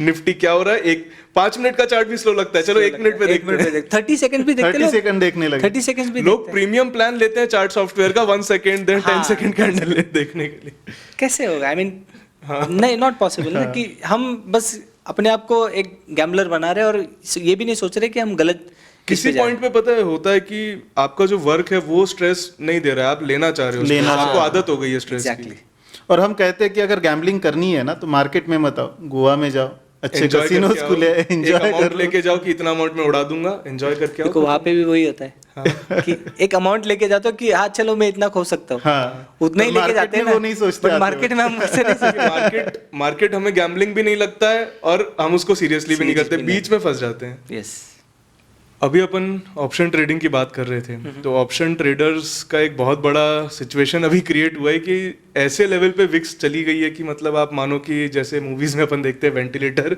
एकदम ऊपर नीचे होते होते डेड ही हो जाता है। बराबर। तो विक्स का भी कुछ वैसा ही हो गया है कि विक्स में मूवमेंट होता था, कुछ दिखता था, अब तो विक्स देखने का ही मतलब नहीं रह गया ऐसा। Exactly. मतलब स्पेशली हमारे जैसे स्विंग ट्रेडर्स या लॉन्ग टर्म वाले तो पहले विक्स चेक तो करते थे, अब तो चेक करने का भी मतलब खत्म हो गया। तो इस पे क्या आपका व्यू है? ओके, तो फर्स्ट ऑफ ऑल हमको ये जानना ज़रूरी है कि विक्स डिराइव कहाँ से हो रहा है। विक्स डिराइव होता है निफ्टी से, और वो भी मंथली ऑप्शन से, नॉट कि वीकली। तो सब लोग आजकल यही सबका हॉट टॉपिक यही होता है कि अरे यार विक्स तो 11 ही है बट ऑप्शन ऐसे मूव हो रहा है जैसे कि ऑप्शन तो वैसे ही move हो रहा हाँ है 15-20 का अचानक से विक्स हो गया, या फिर अचानक से एक स्पाइक आ जाता है। तो ये हमको हम उसको रिलेट नहीं कर सकते, बिकॉज इंट्राडे यूएस में क्या होता है कि जो विक्स डिराइव होता है वो वीकली एक्सपायरी से होता है। ओके, तो इसलिए उसमें मूवमेंट ज़्यादा होता है, या फिर विक्स वहाँ पे ट्रेड भी होता है, हाँ, विक्स के भी ऑप्शंस ट्रेड VIX के होते options हैं, होते तो इसलिए उसमें वॉलिटिलिटी होती है, इसलिए उनके ऑप्शंस इसलिए वो भी जिंदा रहता है basically। हाँ जिंदा, और वहाँ पे ऑप्शन सेलिंग नहीं ज़्यादा नहीं होती, ऑप्शन बाइंग होती है, बिकॉज अमेरिकन ऑप्शंस बायर के लिए ज़्यादा फेवरेबल होते हैं, उसमें आप कभी भी कर सकते हो एग्जैक्टली, और यूरोपियन ऑप्शंस सेलर के लिए ज़्यादा बेनिफिशियल होते हैं। तो इसलिए वो हम रिलेटेबल नहीं करना चाहिए, फिर विक्स पे ज़्यादा हम फोकस नहीं कर सकते, इसलिए क्योंकि ऑब्वियसली वो मंथली इस पे। और आजकल के मार्केट में क्या हो रहा है कि डेली एक्सपायरीज की वजह से जो एफ है, एफ का कोई भी आप ऐप में देखोगे, एफ का अगर डेली डेटा आता है, एफ 20 to 30,000 करोड़ का ऑप्शन ट्रेडिंग कर रहे हैं हाँ, डेली का एक्सपायरी डेज। और खास करके जिस इंडेक्स का एक्सपायरी होगा उसमें वहाँ सबसे ज्यादा पे ट्रेड सबसे हो ज्यादा रहा हो रहा है, है। वहाँ पे उनका सबसे ज्यादा ट्रेड हो रहा है। तो मैं ये ऑब्जर्व कर रहा हूँ कि मोस्टली वो लोग क्या कर रहे हैं कि इंडेक्स को एक सर्टेन लेवल में रख रहे हैं। वाई? बिकॉज ऑब्वियसली हमको पता है कि टाइम बेस्ड जो स्टैडल्स है उसमें 20-30 हज़ार करोड़ एवरी डे हो रहा है। तो टाइम बेस्ड वालों को प्रॉफिट कब मिलेगा? जब मार्केट एक रेंज में रहेगा, या फिर धीरे धीरे धीरे धीरे अगर हम देखें तो movement हाँ, कम ज़्यादा होगी। मूवमेंट नहीं होगा, डीके होगा। तो ये मेरा ऑब्जर्वेशन अभी फिलहाल में है, जब से स्पेशली डेली एक्सपायरी शुरू हुई, कि जो भी इंडेक्स का एक्सपायरी है उसको वो स्क्वीज करते हैं। अच्छा, उसमें से प्रीमियम पहले स्क्वीज करते हैं। समझो फॉर एग्जांपल बैंक निफ्टी का एक्सपायरी वेडनेसडे को है, सेल कर करके प्रीमियम निकाल लेंगे। हाँ प्रीमियम निकालते हैं। और हम अगर ऑप्शन चेन देखें, फॉर एग्जांपल निफ्टी का भी देखें, ये जो 5-5 करोड़ का ऑप्शन चेन हुआ था और उसके बाद अचानक से स्पाइक देखने को मिला था। हमको ये जानना ज़रूरी है कि फॉर एग्जांपल थर्सडे के दिन अगर निफ्टी का एक्सपायरी है, जो ऑप्शन सुबह 20 रुपये में था वो ऑप्शन मेल्ट होके 1 रुपया हो गया। अच्छा, वो ऑप्शन अगर मेल्ट होके 2-2:30 बजे तक 1 रुपये का हो गया। ओके, तो दोनों साइड आपको दिख रहा है कि 5-5 करोड़ का ओआई है। ओके, तो ये ऑप्शन भी 1 रुपया हो गया, ये भी ऑप्शन 1 रुपया हो गया। तो यहाँ पे बेनिफिट किसको सबसे ज़्यादा है? सेलर नहीं, अच्छा, सेलर को बेनिफिट नहीं है ना, क्योंकि अच्छा, अब उसका सेलर को नहीं है। हाँ, क्योंकि Already सेलर उसमें ले का चुका जो है। जूस हाँ, है, हाँ। जूस तो निकल चुका है। हाँ, और सेलर बेनिफिट ले चुका है। एग्जैक्टली सेलर जो भी बड़ा प्लेयर था उसने सेलिंग का अपना तो सारा पूरा बेनिफिट benefit ले ले गया। लिया। आईवी भी एकदम खत्म हो गया, वो ऑप्शन का आईवी भी खत्म हो गया। तो उसको बेनिफिट कहाँ पे? अब नहीं वो है ऑप्शन, हाँ अब उसको बेनिफिट कहाँ पे? वो अगर उसको ऑप्शन बाइंग में कन्वर्ट करे ओके, या फिर उसको ट्रेंडिंग मूव करे। तो अगर हम ये देखें, मोस्टली अगर जो ट्रेंडिंग मूव आ रहा है कोई भी इंडेक्स में, एक तो पहले आ जाता है, दिन में, हाँ पहले दिन में हो जाता है, या फिर अगर जो स्पाइक आना है वो 2:30 या 3 बजे के बाद बहुत ज़्यादा स्पाइक आता है। रिसेंटली हमने ये फिन निफ्टी में भी देखा था, फिन निफ्टी में आजकल बहुत ज़्यादा होता है। In fact I guess last week ही निफ्टी में भी एकदम से पूरा वही ऊपर था, पूरा वही retrace हो हाँ गया। वही तो 55 पैसे वाला ऑप्शन 65 रुपीज हो गया था। हाँ। क्योंकि पूरे दिन इंट्राडे में बस कुछ रैली नहीं हो रही, action हाँ हुआ। बस रैली हुआ था, रैली हुआ था, और सडनली 15 मिनट में पूरा नीचे आ गया। एग्जैक्टली 3 बजे के बाद अचानक 3 बजे के बाद अचानक से वो सेलिंग आ गई थी। तो ये बहुत बड़ा गेम हो गया अभी option. It's like a mathematical jigsaw तो पजल हो maths का ही गया। खेल है हाँ वो। पूरा मैथ्स वाला खेल है कि जहाँ पे प्रोबेबिलिटी क्यों कहाँ पे। हम सीधा सा ये देख लें ना कि समझो 5 करोड़ ऑप्शन दोनों साइड है। ओके, उसको सबसे दोनों को मिला के 5-5 करोड़ 1 रुपए का ऑप्शन है, तो मैक्सिमम प्रॉफिट कितना होने वाला है? 10 करोड़, क्योंकि 5 करोड़ इधर 5 करोड़ इधर, मैक्सिमम प्रॉफिट कितना होने वाला है? 10 करोड़। ओके, बट वही ऑप्शन 5 रुपए हो जाए तो मैक्सिमम प्रॉफिट कितना होने वाला है? एक साइड तो 25 करोड़ हो जाएगा ना। अगर एक साइड ऑप्शन 5 रुपए हो गया और एक साइड ऑप्शन 1 ही रुपए रहा, 1 रुपए, तो एक वाला तो 25 हो जाएगा 25 ना? हो जाएगा। 25 हो जाएगा। तो वो जो बंदा है उसको अगर ओआई फ्लिप करना है, या फिर उसको मार्केट को फ्लिप करना है, या फिर उसको बेनिफिट करना है, एडवांटेज लाना है, क्योंकि उसके पास तो सारा माल पड़ा हुआ है ना, उसके पास निफ्टी पड़ा हुआ है, बैंक निफ्टी पड़ा है ऑलरेडी वो तो हर साइड से हेज है। हाँ। जो भी बड़ा उसके प्लेयर हाथ में है है market। उसके हाथ में मार्केट फॉर एग्जाम्पल, तो उसको सबसे ज्यादा एज कहाँ दिख रहा है? वहाँ पे 2:30 बजे के बाद बाइंग में एज दिख रहा है। तो इसलिए वो जो ऑप्शन जो बोलते हैं ना हम 1 रुपए का, परसेंटेज वाइज रिटर्न बड़ा मिलेगा। एग्जैक्टली, और वो भी इतने शॉर्ट टाइम में। उसको पता है कि ओआई कहाँ पे खड़ा है, दिख रहा है कि दोनों साइड इतना बड़ा ओआई खड़ा है। अगर उसको फ्लिप करे तो लोग भागेंगे, स्टॉप लॉस उड़ेगा, और उसका गैमा एक्सप्लोजन होगा, और Profit वहां से उतने 10 या 15 मिनट के टाइम फ्रेम में Profit आपको आ जाएगा। प्रॉफिट आ जाएगा। तो ये मैथमेटिकल जो पूरा game प्ले, चल हाँ रहा ये है। मैथमेटिकल जो प्ले है। क्योंकि क्या होता है ना, कोई ऑप्शन सेलर क्या सोच रहा है कि अरे उसने ऑटो इस पे लगा दिया है कि फिक्स उसका स्ट्रेटजी फिक्स इसका स्ट्रैटेजी चल रहा है, उसका स्टॉप लॉस ट्रेल होते चलते हैं। समझो 10 रुपए का ऑप्शन बेचा था, वो अभी 1 रुपया हो गया, उसने स्टॉप लॉस तो 2-3 रुपए का लगा है। बट सारों के एक साथ ही ऑप्शन अगर ये हो जाए, उसमें बहुत सारे होंगे जो ऑप्शन इसको लगाते भी नहीं होंगे। और जिसने लगाया भी उसका थोड़ा दूर जाके हिट होगा। एग्जैक्टली, कोई 2.25 पे 2.50 पे ये सोचे कि अरे यार ये तो अभी जीरो ही होने वाला अब तो जीरो ही होने वाला है। बट वही टाइम पे जहाँ पे गेम हो जाता गेम होता है या फिर गेम फ्लिप हो जाता है। गेम तो इसमें से दो मुझे बहुत बड़े पॉइंट निकल करके आ रहे हैं कि पहला तो मुझे लग रहा है कि जो भी ऑप्शन सेलर्स हैं उनको इस तरह के माहौल में एक्सपायरी होने के लिए 3:30 का वेट मत करो, अपना 2-2.5 बजे ₹1 का बाय करके खत्म कर दो। एग्जैक्ट, क्योंकि ऑप्शन सेलर क्या सोचता है कि यार मैं ब्रोकर को पैसा क्यों दूं, हाँ, एक अगर तो मैं स्क्वायर ऑफ brokerage भी दिखता है। मैं स्क्वायर ऑफ करूंगा तो ब्रोकरेज जाएगा, हाँ, तो पर उसका ऐसे माहौल में एडवांटेज। बेटर है कि 2 घंटे पहले खत्म कर दो अपना। हाँ, हम तो बाइंग में तो वही maximum करते निकालना हैं, था। बाइंग में अगर हम ट्रेड कर रहे हैं हम तो 100-200 वाला ऑप्शन ट्रेड करते हैं बैंक निफ्टी में, खास करके एक्सपायरी के दिन 100 रुपए वाला ऑप्शन ट्रेड करते हैं।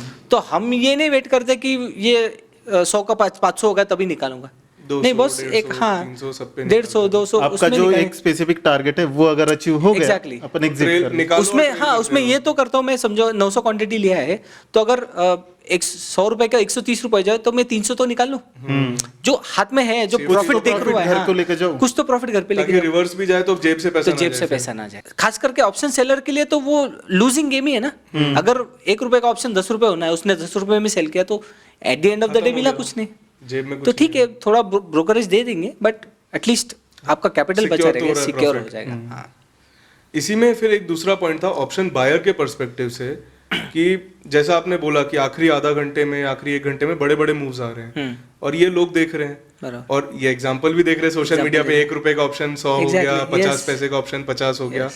तो इससे फिर बहुत ज्यादा आजकल क्रेज बढ़ रहा है इसका हीरो जीरो वाले ऑप्शंस का। हाँ बहुत ज्यादा तो उस पे आपका क्या व्यू है, जो लोग हीरो जीरो के पीछे भाग रहे हैं या हीरो जीरो ट्रेडिंग कर रहे हैं? मैं तो 90% ऑफ द टाइम्स 2 या 2:30 बजे के बाद एक्सपायरी के दिन ट्रेड नहीं करता, ट्रेड ही नहीं करता, because it's a sure shot way जहाँ पे देखो एक आध दिन आपको एक कोई आध हीरो दिन जीरो कुछ वाला मिल मिल जाएगा, बट हीरो जीरो में भी आप 3:30 बजे के बाद अगर वो चार्ट देखोगे नहीं, अरे मैंने 1 रुपए में लिया होता, 40 रुपए में निकाला होता तो 400%। वो ग्रीड हमेशा रहेगी। 400% में मेरे को प्रॉफिट मिला, बट रियलिटी ये है कि 99% ट्रेडर्स 1 रुपए का ऑप्शन 10 रुपए में मैक्सिमम निकाल देंगे, अगर लिया भी है गलती से और उसको प्रॉफिट भी हुआ है तो वो मैक्सिमम बहुत हो गया, 10 रुपए बहुत ज्यादा बोल दिया, वो 5-6 रुपए में निकलना शुरू हो जाता है। हाथ उसके तरह हाँ, या हाथ ये हो जाएंगे या फिर ₹1 का ऑप्शन 2 का ही हो गया तो 2 का डबल हो तो जाता हाँ है। डबल हो जाता है, तो वो सोचेगा कि निकल जाओ। तो ये हम बस फैंटेसी है कि हाँ मैं हीरो बेचूंगा, जीरो हाँ में तो ये हो हीरो जाएगा। जीरो मिलेगा और ये ऐसा होगा। और फिर कैलकुलेशन की इसमें 1 लाख डाले होते तो 10 करोड़ हो जाते हाँ हैं। ऐसे देखो अगर हीरो जीरो आप कर भी रहे हो तो उसके लिए भी कोई स्ट्रैटेजी होनी चाहिए, उसके लिए भी कोई बैक टेस्टिंग होनी चाहिए, उसके लिए भी कोई एक पढ़ाई होनी चाहिए, कम से कम रिस्क मैनेजमेंट तो होना ही चाहिए। रिस्क मैनेजमेंट तो कि ऑब्वियसली इतना होना सही चाहिए। अमाउंट डालूंगा। एग्जैक्टली, अगर मैंने दिन का में भी 10,000 अगर किया है तो 2000 का रिस्क ले लिया, चलो। 500 रुपए का रिस्क ले लिया, फिर 1000 रुपए का रिस्क ले लिया, वो भी अगर मेरे पास हर कैलकुलेशन है, प्रोबेबिलिटी है, सारा अगर मैं कुछ देख रहा हूँ हाँ। तब जाकर मैं उसमें इन्वेस्ट करूँ वो मोमेंट के लिए।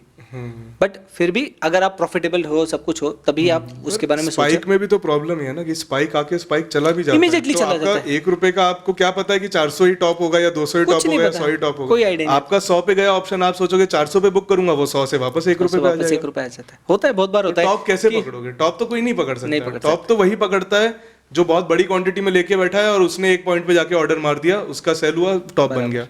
हम इस चक्कर में पड़े ही ना कि हीरो जीरो हो या फिर बेसिकली लॉटरी सिस्टम नहीं होना। जैसे हमने वही डिस्कस किया कि ये समझो 7-8 रुपए का ऑप्शन है और उसका 75 रुपीज का लॉट साइज है, तो उसका एंट्री लेवल ही, बंदे का एंट्री लेवल ही 1500 रुपए है, मार्केट में एंटर करने का लेवल ही 1500 रुपए है, तो वो वही माइंडसेट से आएगा कि 1500 से मेरे 2000 भी हो गए तो कितना बड़ा हो जाएगा। प्लस 1500 से जो आ रहा है ना उसको अट्रैक्शन बहुत ज्यादा होता है कि 1500 से अगर 100 गुना हो गया तो 1 लाख रुपए, 1.5 लाख रुपए, उसके लिए बहुत बड़ी चीज। उसके मतलब जो बहुत ऑलरेडी ज्यादा 10 लाख greed रुपए लेके आ रहा है उसके लिए उतनी बड़ी चीज नहीं है, वो अपना रिस्क भी जानता है। हाँ। 1,500 वाले को रिस्क भी फील नहीं होता, उसको लगता है ठीक है 1,500 रुपए जाएगा। एग्जैक्ट, इसलिए आपने जैसे बोला कि सेलर कैलकुलेटेड रिस्क ले रहा है या फिर सेलर तो एक एफडी का माइंडसेट लेके आता है, क्यों? क्योंकि बड़ा पैसा लेके आ रहा है तो उसका माइंडसेट भी वैसे ही होगा। अगर हम कम पैसे से बहुत ज्यादा मिरेकल बनाने का सोचेगा तो वो नहीं होगा 99% ऑफ द टाइम्स। बस प्रॉब्लम क्या हो रही है, ये सब लोग सोच तो रहे हैं कि 1000 रुपए का रिस्क लेके देख लेते हैं, पर वो हजार करके जो बड़े लोग हैं वो पैसा कमा के जा रहे हैं। एग्जैक्टली, और कितना पैसा वो हजार करते हुए जा भी रहा है वो भी लोग करोड़ों समझ नहीं रुपए पा रहे। निकाल रहे हैं करोड़ों उसमें रुपए टोटल। निकाल रहे हैं ना उसमें।